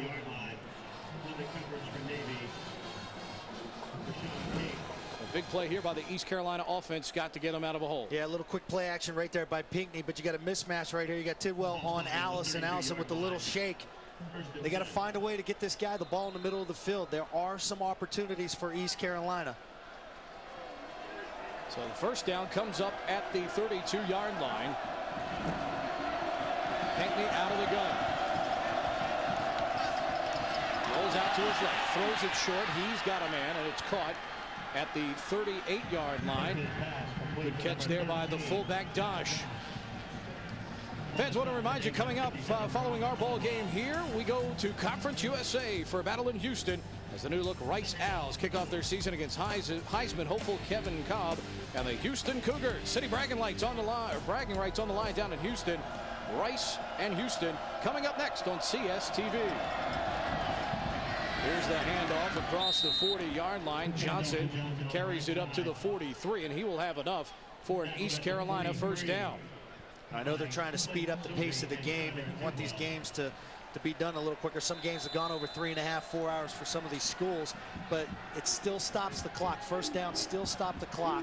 So every time East Carolina gets a first down here, they will stop the clock and reset it. Pinckney out of the gun looking to throw. Has plenty of time. Throws across the middle. A little bit too high for Andre Allison. And again, as you mentioned, Scott, open on the crossing route. It was there. They're there. He really just has to fire that ball in there. He kind of floated that one, Pete. Let's take a look at the rule changes you just mentioned here, Scott, especially the timing an issue. And for a team that runs like Navy, it certainly looks to benefit them. Well, kicking tee lowered from 2 inches to 1 inch. That makes fewer touchbacks. They want people to return the ball. Clock starts when the ball is kicked, actually when that toe of the kicker hits the ball instead of when it was received. And then the clock starts on change of possession. That's probably the biggest one. That's what's really speeding up the course of this game. Sure, Joey Bullen for Navy's done a great job with the shorter kicking tee today, as he's had a couple of touchbacks, and now East Carolina going to have a penalty here as two different guys were moving on that offensive line before the snap. Terrence Campbell, one of them, 74, the right tackle. Number 78 on the offense. 5-yard penalty, still second down. And Terrence is happy because they announced taking a look at the left tackle right there. And this is what happens when you get some of the young guys. That's actually on the right side right there. Terry Campbell. So you got young guys up front, redshirted last year, haven't been in this situation. It's late in the game, 6 minutes, your team's down. James Pinckney just has to talk to these guys a little bit more in the huddle. Second down and 15. Ball back at the 38-yard line. Pinckney with time. Throws. Has a man. Good throw and catch for the Pirates. They pick up the first down at the 43-yard line. Nice out pattern run that time for East Carolina by Jamar Bryant, the freshman out of Hamlet, North Carolina. Take a look at Bryant right here. This is a good ISO on him. What he's doing, he's moving inside. He pushes up the safety right there, breaks it out to the outside. It's a big league throw by James Pinckney. Watch his head downfield, steps into the throw. That's a 17-yard outcut. That's very good. He can play at the next level if he continues to throw the football like that. See why they're so high on Bryant. Runs a good route, 6'2", 205-pounder, and just a freshman. Pinckney rolls out to his left, throws. Roach with a nice job with the feet to get him down. 37-yard line on first down. It'll be a gain of 6. Roach 6'4", nice target for Pinckney. That's a tough thing for a quarterback that's right-handed, is when he gets flushed to the left to get the shoulder square. But he's 23 of 32, 272, 1 touchdown. I think, you know, if you're Skip Holtz, James Pinckney so far tonight has done everything you've asked him to do. He's given you a nice chance to win this football game. The ball sits just short of the 36-yard line. Second down, they need the 33. Pinckney out of the gun. No setbacks this time behind him. Throws it out here in the flat. He overthrows. Fractious. It'll bring up a third down. As we mentioned, Kevin Cobb coming up later in our next ball game. Look at these outstanding passers in Conference USA, and James Pinckney finds himself amongst them. And, of course, Jordan Palmer from UTEP at the top of that group. Kevin Cobb, Moffitt, Central Florida, Smith at Tulsa for Steve Crankthorpe, and James Pinckney. Big numbers in a very entertaining Conference USA. Jordan Palmer lit it up the other night. Younger brother of Carson Palmer. nursing that knee injury back, trying to get back on the field for the Bengals. He looked great against the Packers in exhibition play. Third down and short. The handoff, Lindsey across the 30, 25, runs out of a tackle, down inside the 20 to the 14-yard line. First down, East Carolina. That was such a quick hitter by Lindsey. James Pinckney almost missed the handoff. That's a tough decision. You're going to run it right here on third down, but you see the little replay there. Boom. Look at the way he hit the crease right there. East Carolina, you got to score quick here. You're under 6 minutes left to play. You got to take a couple shots for the end zone to give your defense a chance to shut down this running attack that Navy has going tonight. Just 72 yards on the ground for East Carolina on 24 carries, and that's with 3 talented guys. Pinckney again. Lindsey left side. This time he stood up at the 11-yard line. A host of Navy tacklers. I think DeJuan Price made the initial hit, but John Chan, you know, for his size, and we've been talking about him all night, he has a great nose for the football. He put great pressure on James Pinckney 2 plays prior to this, forced a quick throw to the right side. Buddy Green, the defensive coordinator for the midshipmen, who stresses so much the pursuit of the football, and John Chan evident of that as he hustled down from his defensive lineman position to get in on the stop as DeJuan Price made the initial hit. Second down, 6 for the Pirates at the 10. Counting down to the 5-minute mark. Pinckney throwing into the end zone too high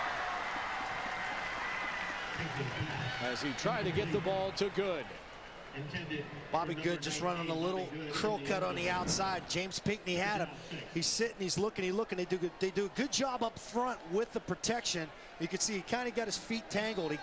He pushed his right foot forward there, and you want to throw forward with your left foot. There's a good ISO on Good. Wide open in the end zone. You just got to stick it on his numbers. Right, if he throws that ball coming out of his break, it's a 6-pointer for East Carolina. They need one here. 5:02 to go. They're down 11. On third down tonight, Pinckney been decent, 5 of 8. Back to throw, looking in the end zone.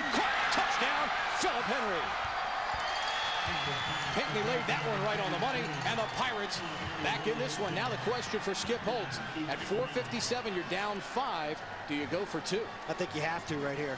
You have to give your defense a chance to shut down Navy's offense. If you do that, then you're not putting a lot of pressure on your offense, a young offense, to drive it maybe 65 yards to get 6. That way you only got to come back with a field goal. Maybe take a timeout here and think about it. The play clock is winding. And they are going to go for 2. Holt sends him back onto the field. Pinckney sitting in the pocket. Watch the shot he takes coming in from the right side. That's how. The one thing he's impressed me about tonight is when he had a bad play prior to that, he was able to put it behind him and come forward. They're down to 4 seconds on the play clock. Confusion in the ECU backfield. Johnson and Pinckney were both looking up. Palms up. Skip Holtz and the official on the far side having a rather animated discussion.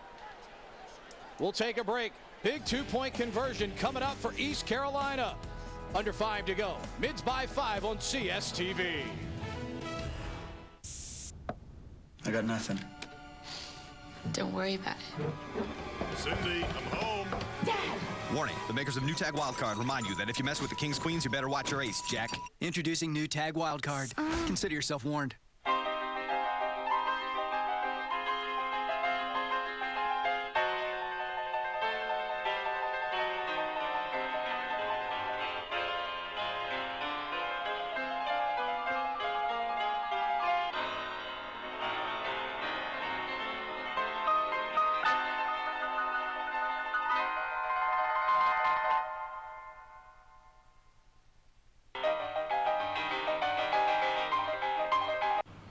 The odds of a child becoming a professional athlete are 1 in 16,000. The odds of a child being diagnosed with autism, 1 in 166. To learn the signs of autism, visit autismspeaks.org. CSTV has your college football triple header next Saturday. The action starts at 1:30 as UMass travels to Annapolis to take on Navy. And later at 9, UTEP plays host to Texas Tech's high-octane offense. But at 5 p.m., don't miss one of football's greatest rivalries, the Rocky Mountain Showdown, Colorado and Colorado State, live from Invesco Field in Denver. It's a triple header featuring Colorado versus Colorado State next Saturday at 5 p.m. Football is a way of life. Live it with CSTV. East Carolina with a big 2-point play coming up here. They just had to burn a timeout. Skip Holtz sent the play on. They were at the line of scrimmage with 10 to go on the play clock. Obviously, somebody didn't know something because Pinckney and Johnson stood palms up. Initially, some indecision. You're going to go for it or not, but somebody's going to have your eye on the clock. You know, if you score a touchdown here, guys, we got to go for 2 to cut it to 3. The Pirates only attempted 1 a year ago. Here they go. They roll it to the right. Pinckney looking to throw back across the formation. Now throws back in the end zone. Caught! What a catch in traffic. And it is Rodgers again who comes up with it in the end zone. Steven Rodgers with a heck of a catch in traffic. Pinckney the patience while on the roll, and he drills it in, and Rodgers makes the catch, and we've got a 3-point game here in Maryland's state capitol. 2 guys made this play, Pinckney and Rodgers. Pinckney bought time. It was the design rollout to the right. Rodgers working the back end line of the end zone. Watch James here. He's going to get flushed outside the pocket. Now the back end line. Rodgers is going to see Pinckney's in trouble. He keeps moving, puts his hand up, and fights for the football. Helmet contact. Number 45 on the defense. Half the distance. We'll retry. Now they've announced they've announced a personal foul against Tyler Tidwell. I think he had a late hit on James Pinckney. I wonder if the field judge threw his hat down on the back line of the end zone. I wonder if they're saying Rodgers may have stepped out, which makes him an ineligible receiver, thus the retry. There was also a foul for illegal touching. The offensive receiver, number 83, went out of bounds first. Came back in with the first player to touch the ball. So we'll replay from the previous spot. All right, you're going to take a look at Rodgers right here. Watch his feet. If his feet touch any part of the white paint on the back of the end zone, which it does right there, and right there, the right foot first. He actually touched it twice, once with the right, then he retouched it with the left.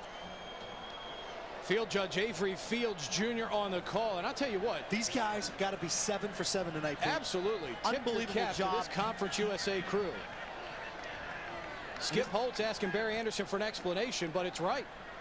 The visual evidence for the first game of the season to be this on it, not be rusty from last year with the rule changes. There you see fantastic Avery Fields. Job. Outstanding call. I mean, these guys have not made a call all night that either team could argue with at all. Skip Holtz was asking right there, was he pushed out? He's trying. He's trying to politic his way.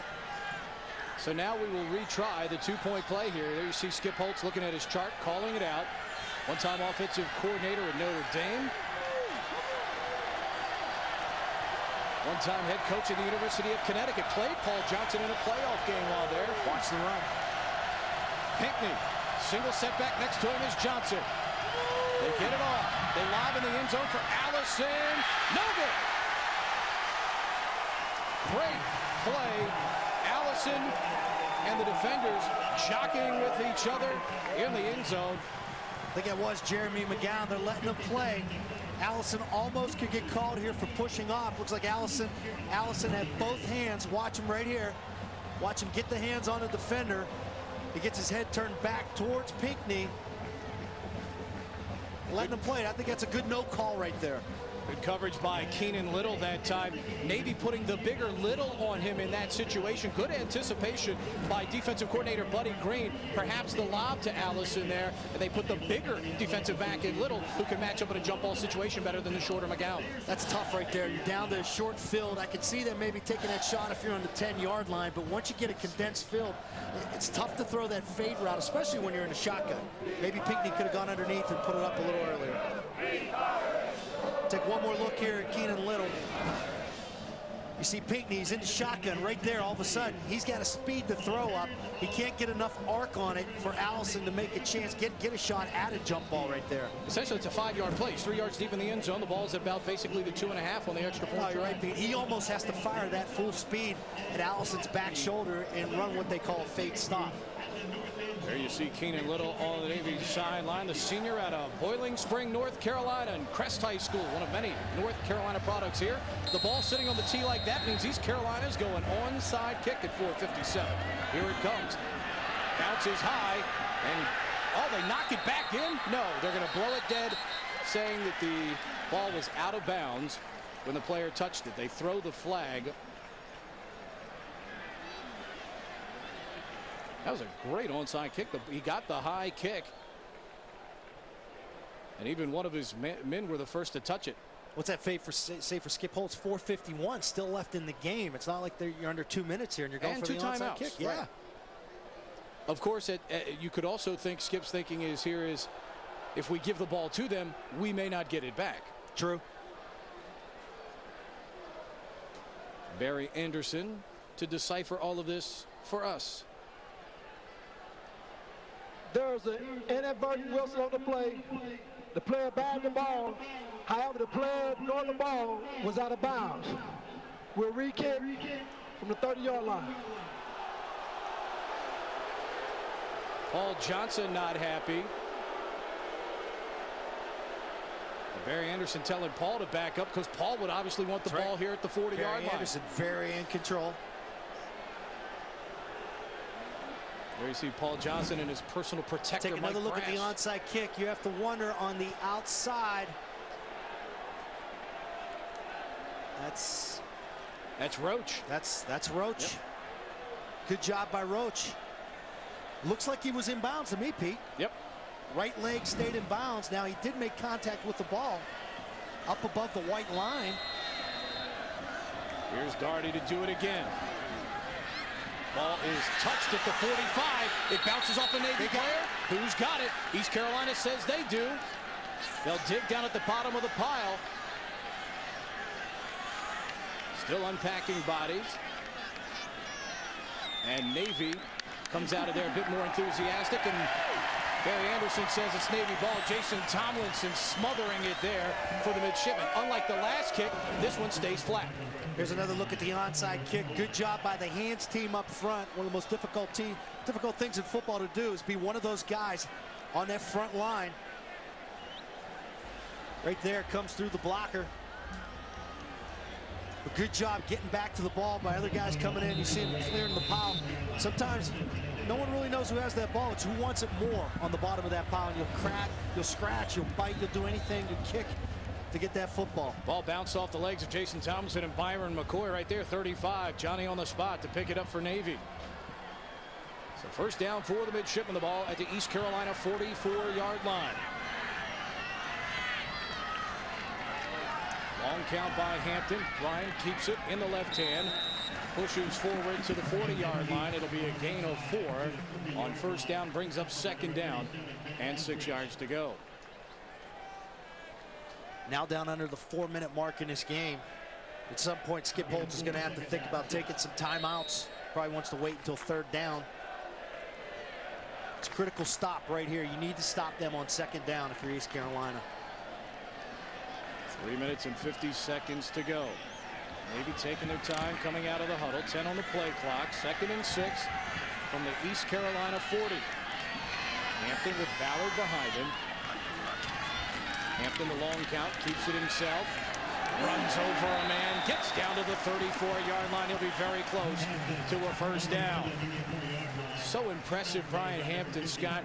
The yards after contact with the quarterback is here as he bounces off a man and continues on for the first down. And we have an East Carolina player down on the field. That's who made the initial contact on Brian Hampton. So you see the strength that this quarterback has with his leg drive. Number 92, Marcus Hands, the big defensive lineman who had 5.5 sacks a year ago. Sophomore out of Wilmington, North Carolina. All the folks in the Wilmington area, Wrightsville Beach down there in North Carolina, hope you made it through as unscathed as possible with Tropical Storm Ernesto, which came on land right there in those parts of North Carolina. We had a little bit of that here yesterday. Let's take a look and try and see what happened right there. You can tell he slipped down on the ground. It was actually secondary support that came up and got the initial hit. Kyle Chase with the first crack on Brian Hampton. Well, a chance he'll spin around here while he's being blocked. It looks like his knee just gave out on him. Right. One of those cases where he was being spun by Zach Gallion, but his left knee kind of stayed planted into the ground while his body spun around. So many times you see knees hurt in those situations. The body spins, but the knee doesn't go with it. It's tough, some of these guys, when you have, especially when you play a team like Navy where the center Rossi might come up on you and then you got guards coming down at your legs and you got all the roll blocks, and when you're undersized you need to be creative in the way you block people. Sometimes you'll hit and roll, and not that they're doing anything illegal, but that's the way you play football. And it's tough for some of these big guys and defensive linemen. You see him get hurt, and right there he didn't have any knee braces on. 3 minutes, 15 seconds to go. Clock moving. Bill the GOAT and his Navy midshipmen happy with what they see so far. Leading it by 5. Trying to put the Pirates away here on this drive. 1st and 10 at the 39-yard line. Singleton in motion. Hampton going to roll that way. Split him. It's down to the 32. It'll be a gain of a couple on 1st down as we go under the 3-minute mark. Brian Hampton, he has been in this spot before. You look at some of the games last year when Paul Johnson pulled him out, had Lamar Owens out of the game, and you had the game in hand. He's been in critical situations in the past, so it's not, he's done a great job so far with his first start. 129 yards on the ground. He's got 28 carries. He's got a touchdown. This is what Navy quarterbacks do. They wear you down. You make good decisions. But the thing of it is, if they're going to win 9 or 10 football games this year and beat some of the stiff competition they have, he's going to have to hit some of those home runs downfield, and he will as he continues to play. It's closing in on 400 yards on the ground. Hampton runs to the left this time. Maybe down to the 27-yard line, and Skip Holtz is going to take the first of his 2 timeouts here at the 2:11 mark.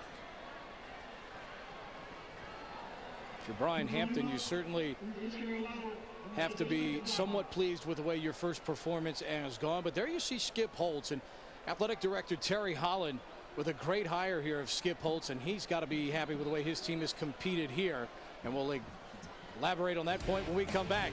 Navy by 5, 2:11 to go here in Annapolis on CSTV. Energizer E² lithium batteries let you take up to 630 photos in digital cameras versus up to just 90 with leading ordinary alkaline batteries. Energizer E² lithium keeps going. Next Saturday on CSTV, it's one of college football's greatest rivalries as Colorado takes on Colorado State. Don't miss this Rocky Mountain showdown where CSU will come in hungry for revenge after the Buffs come from behind win last year. Watch Colorado versus Colorado State next Saturday at 5 p.m. Football is a way of life. Live it with CSTV. You know, there's a name for people like you. World champion cowboy? Well, that depends on how you ride. Right now, when you buy any other of GoDaddy's hot internet products, you get your .com for just $1.99. Thanks much, little lady. Now that looks like a tough ride, but he'll have it easy at GoDaddy. Just go to www.godaddy.com. Football is back, and so is the #1 college sports show on CSTV. Catch all the highlights, stories, and entertainment that make CSTV and college sports so great. Watch the #1 college sports show every Wednesday at 10, only on CSTV.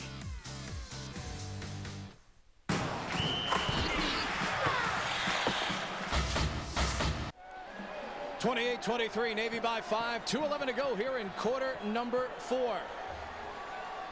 Mids with a critical 3rd down and 3 coming up at the East Carolina 27-yard line. And Hampton on count. Ballard the single setback. Hampton keeps it himself, follows the big fullback again, runs over that left side, and he should have another Navy 1st down and just inside the 24-yard line. Navy, of course, spreading it out here. It all starts with the quarterback, Brian Hampton. Scott, 30 times he's carried the ball today, but he has gotten others involved. He has. You got guys like Ballard and Hall, your fullbacks, touched it 17 times, slot backs 18 times, 8 total players on the Navy offensive backfield have touched the football. So you know you're going to be involved in games. Brian Hampton, though, he's carried the workload. 30 carries, 138 yards, and he's got 1 touchdown. Under 2 minutes to go now. East Carolina with just 1 timeout remaining. Hampton keeps it himself, runs to the right. Bulldog down there at the 22-yard line. It'll be a gain of 1 as the clock moves with 1:30 to go. I like what Paul Johnson's doing here, keeping it in Brian Hampton's hands. It's at this point in the game, you really don't want to take a chance with the reverse on a triple option or pitching the ball out like you did down on the goal line. You already had one poor pitch to Shaun White, which ended up being a touchdown. But in no way do you want to take a chance at this point in this game. Good competitive game here. Don't forget, Houston and Rice coming up top of the hour from Houston. As we now go down to 1:05 to go. We'll see what Paul Johnson elects to do here. The play clock is going to run out. They're not going to run a play here. I'm sure Navy will call the timeout to save the 5 yards with one on the play clock. And there it is. So the Mids will come over and talk to Paul Johnson with 51 seconds to go here in the 4th quarter. Coming up next week, the Mids will host the Minutemen of the University of Massachusetts, who defeated Colgate today, and we'll be here for that one. And you take a look at their upcoming schedule through the first week in October. You get past Massachusetts, who's not a bad 1AA team, ranked number 8 in the country. Stanford on the road, a great Tulsa team for Steve Cragthorpe, at UConn, which is never easy, and of course, rivalry game at Air Force to start up the Commander-in-Chiefs. Randy Edsall's really done a nice job at UConn. That could be a tough game for Navy. East Carolina with an upcoming schedule that includes a road test again next week at UAB in league, and then home games against Memphis, and then Rich Rodriguez and the West Virginia Mountaineers, Al Groh and the Virginia Cavaliers coming to town in back-to-back games. The good news, at least for Skip Holtz, they get a week off in between. Well, yeah, a week off to heal up, or else you want to get out and look at the tape and some of the teams you're going to be playing coming up. Rodriguez, as you said, has done a great job at West Virginia. And Al Groh, of course, my former defensive coordinator up with the Patriots. He's done a great job at Virginia. 2 of his coordinators, Al Golden, he left. He's got a tough job coaching at Temple, but you know, Al will have some good assistants, and Virginia will be good this year. Turner Gill, by the way, getting his first win as a head coach at Buffalo against Temple on Thursday night with a 9-3 victory. And after those key back-to-back out-of-conference games, you only come back in conference to take on Tulsa. So the road ahead, not easy at all for East Carolina. Right here, they face a 2nd down and 8 against the Navy offense. 51 seconds to go. Hampton just keeping it in his hands. East Carolina trying to strip it away. He gets across the 20 down to the 19. Skip Holtz burns timeout number 3 right there with 46 seconds remaining. It's going to make it a 3rd down. No doubt, I don't think Navy's going to take a chance and try and throw the football here. If you're Paul Johnson, have Brian Hampton run a sweep to the right side, to the wide side. If you don't get down, it's going to be interesting to see whether he tries a field goal or not, because then you risk the field goal block. Folks, a reminder, gaze deeply into the coming weekend of college football, the fortune tellers of CSTV's Crystal Ball. Presented by Xbox Live. Join the Crystal Ball crew as they preview the upcoming action with highlights, analysis, news, features, and special guests. It's Crystal Ball, presented by Xbox Live, Wednesday night at 7 Eastern, only on CSTV. Your home for Mountain West Conference USA action, Navy. Some great football coming your way this fall here on CSTV. Navy coming up with a 3rd down, 7 to go at the East Carolina 20. Hope you had a chance to see Thursday night's game, our debut game here with San Diego State and UTEP. Tommy Harden, and welcome to Trev Alberts to the CSTV family. Great guys talking about great college football. Scott Zolak will get some studio time up there in New York. Be there in 2 weeks. Hampton on 3rd down, takes 1 step back, cuts it, runs it out to his left, pulls forward, and he is going to be very close to a 1st down. He's going to be a yard short. They mark him at the 14. More importantly, he went out of bounds here, Scott. That's a heck of a run, but these are the things you have with a young quarterback that's inexperienced, starting his first game. If anything right there, Paul Johnson could tell him, I know you're trying to pick up that 1st down, but lower that shoulder, get back inside, and please do not run out of bounds and stop this clock. The game would virtually be over. They would have a 15-second difference between play clock and game clock, and there's no guarantee they would have gotten the game clock set in time there. So 4th down. You have to go for it here. Sure. Even if you don't get it, there's a switch. You switch possession. East Carolina gets the ball, but then they got to drive it 85 yards. And remember, the new rule change, the possession clock keeps on moving. Navy going into their try to draw you offside formation. You see that with the 2 slot backs who come back to make it look like a wishbone formation. And Paul Johnson burns a time out here. And not happy about something, as you can tell. And I think that's the one thing, too, that Paul has brought to this program here. He's brought a sense of accountability to the players. And clearly, after year one, it has been no nonsense here at Navy, and they believe in what Paul Johnson is selling. And there you see the proof is in the pudding. The numbers don't lie. A lot of those losses weren't his. Where they were 3-30 those first 3 years before the last three. But 26-11 these last 3 years, 03, 04, and 05. That's where Paul has made his gravy, and you can see he's never happy, never satisfied. You rarely see him crack a smile. I think what he was worried about was a block that was missed, which forced Hampton to go to the sideline. I saw him come to the sideline, Brian, and he wasn't yelling at Brian on that. Paul Johnson, of course, did a wonderful job at Georgia Southern, had the big shoes of Herc Russell to fill down there in the 1AA ranks. Been a long-time assistant at Hawaii, did some great things. Had guys like Kenny Niamanalolo, Ivan Jasper, who now coach on his staff with him. One of the very best this country has to offer. Very few guys in the nation with a knack for play calling the way Paul Johnson has, that's for certain. So here they go, 4th down, 1 yard to go. First down, the game is over. Hampton on the sneak. The question is, did he get it? The line judge is running in just short of the 12. That would appear to be close enough for a first down. Ballard and Pierre Parker rolling over here where the ball is. You can hear among the mics down on the field. They're yelling, the ball's dead, the ball's dead. If he's over the 13, it's a first down, and Navy has win number 1 on the season. 36 seconds still remaining on the clock. A lot of people said, well, the clock should still be going right now, but the ball's knocked out. They need to find out where the spot is. Now you got an official timeout asking for a measurement. Ball's just over the 13, so Barry Anderson going to bring the sticks on to the field.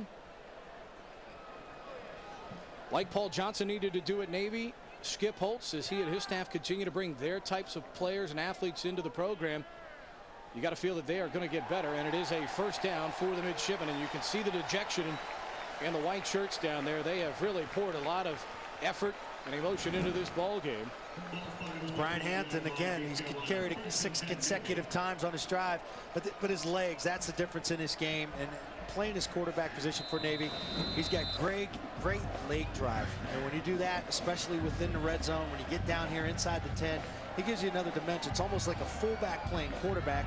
So you have Ballard, you have Matt Hall. I mean, he has a lot of options he could go to, and then they kill you on the outside with guys like Reggie Campbell. Brian Hampton, who once started out his Navy career wearing number 40 and as a running back, has his first career start tonight, and it is a winning one as the Navy midshipman behind his 149 yards.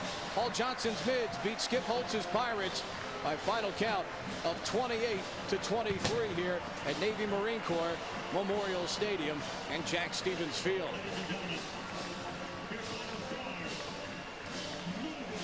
Good relationship between the two coaches. They both coached against each other when Paul was at Georgia Southern, Skip at UConn. The game was a little more decided then. I think it was 52-30 at that time. But you really got to like the way East Carolina played tonight, Pete.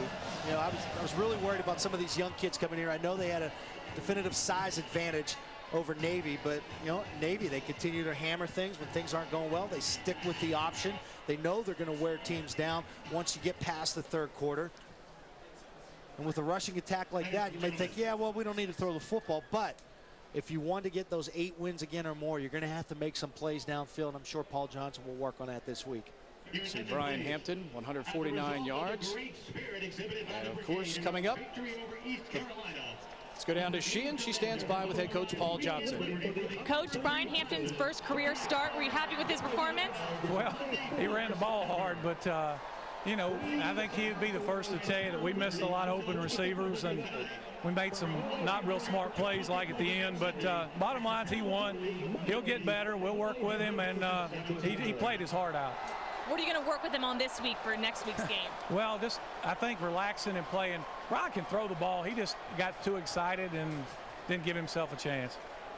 Thanks so much, Coach. All right. Sorry. All right, Sheehan, thank you very much.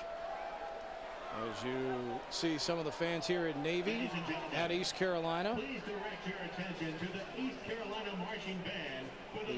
The traditional alma maters for both schools. And ECU kicks things off with ECU Marching Band.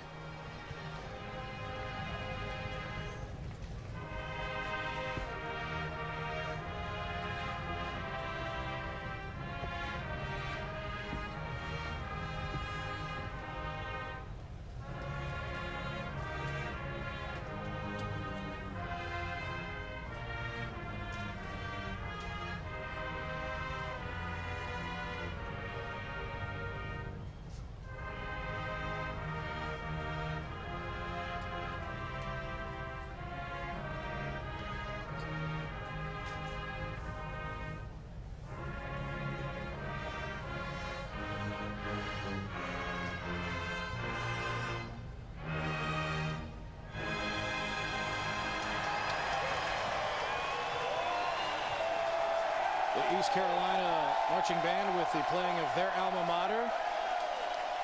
And of course the tradition following every Navy home game, the playing of the blue and gold.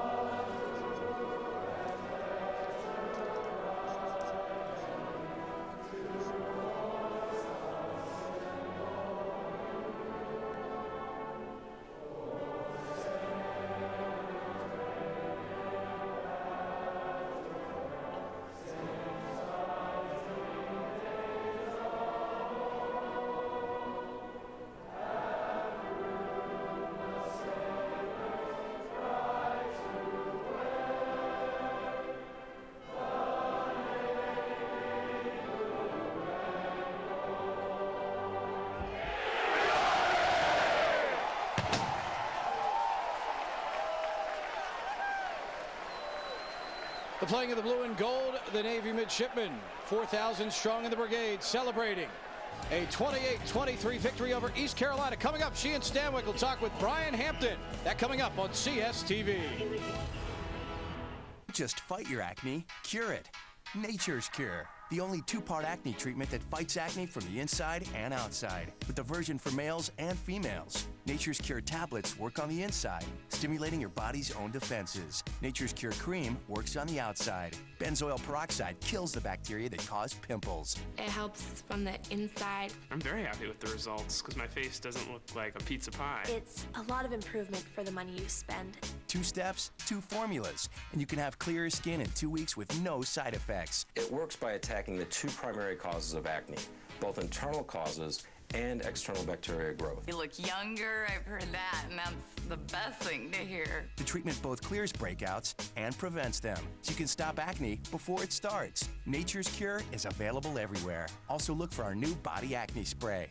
Available everywhere, including Target. For a store near you, call 1-800-874-1812 or order at buythecure.com. Rutgers University's College Avenue Gymnasium. On the surface, a typical gym. Wood. Sweat. But further underneath, there's something more. In 1869, history was made where this building now stands. The first ever intercollegiate football game was played down here between Rutgers and Princeton. And with it, Football Nation as we know it was born somewhere down here. College football's holiest of lands. Football is a way of life. Live it with CSTV.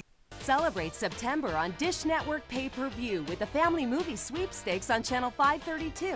Each time you order a family movie, you'll be entered to win fun games and prizes from Play and TV, Dish Games, and more. Order great family films including 8 Below, Cheaper by the Dozen 2, and Aquamarine. The more you order, the more chances you'll have to be one of 5 winners. Enter the Family Movie Sweepstakes today. Visit dishnetwork.com/PPV for details. Go back to school in style with an HP Pavilion DV2000T with Intel Centrino Duo mobile technology. Stay in touch with an optional webcam or the integrated microphone. Use the optional remote to watch widescreen movies in high definition or listen to music in concert stereo. And it comes with HP's award-winning Total Care, including free 24/7 live chat support for the life of your computer. The HP Pavilion DV2000T. Call 1-800-525-MyHP. They wear the school colors for a few fleeting years, leave behind moments we'll always remember, and take with them the spirit to excel in all they do. That's why the NCAA corporate family provides scholarships, sponsors youth programs, and supports all 23 NCAA sports. They know that while the excitement of college sports is shown in moments, the value lasts a lifetime.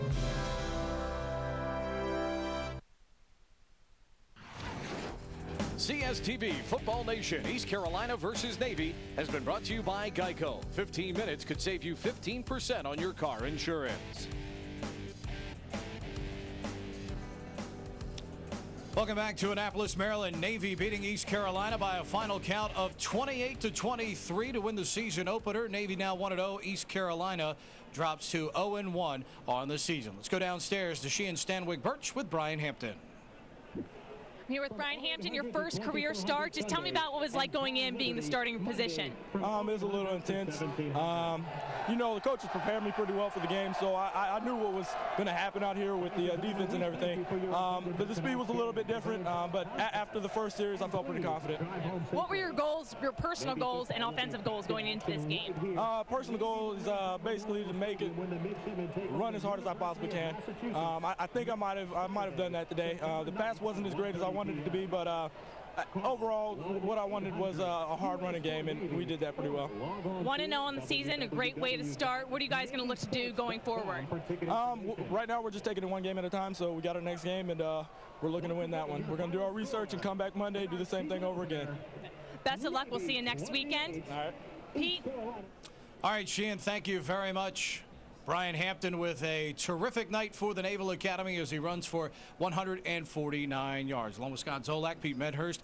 Glad to have you back with us, Scott. For Brian Hampton, could not have asked for too much better in his season opening game. As you mentioned during the course of the year, and Paul Johnson reiterated, the pass plays are there. He's going to have to make some of those, but for night number one, not a bad evening indeed. Not a bad start for Brian Hampton. That's going to be a tough thing tonight when he gets back to his bed and he's thinking about those plays. God, I could have had 2 more touchdowns through the area. Tomlinson open once deep. He pulled the trigger on it, but they'll work on it this week, and that's the big thing with Navy. They rushed the football over 400 yards again today, so they're going to be a force to be reckoned with. But Skip Holtz, he's got to be proud of the way his young kids played, especially James Pinckney. He's a third-year starter coming in. I thought he played well on the road. East Carolina, I know they have a tough schedule, but Skip Holtz really has that program going in the right direction. Certainly competed hard here tonight. Let's take a look at some of the highlights from tonight's game. This is right off the bat. There's the bad pitch to Sean White, but Sean White, great concentration, getting the ball into the end zone. Here's James Pinckney flushed outside the pocket. He sees Ken Roach open in the back of the end zone. What a pass he had right at the pylon. Chris Johnson with a nice run. Good job on a stretch play. And Navy really getting that triple option attack going. Adam Ballard banging it up the middle, the big fullback. He had almost 100 yards rushing today. And here's Reggie Campbell with the patented pitch on the outside. And a good job fighting back by East Carolina. James Pinckney hanging tough in the pocket. Kept them in the football game. Let's take a look at the numbers in tonight's game. A couple of things that will stick out. Navy 403 on the ground, as you mentioned, Scott. And, of course, East Carolina leading in the passing category with 283. And, as you mentioned, the Navy time of possession eventually took its toll in that fourth quarter. Yeah, it did. And that's what happens when you run the football as much as they do. But 6 passing yards, if they do that throughout the course of the year, eventually these games will catch up and it will bite them in the end. All right. The midshipmen dominate time of possession in the second half. They win it here 28-23. Final thoughts coming up on CSTV.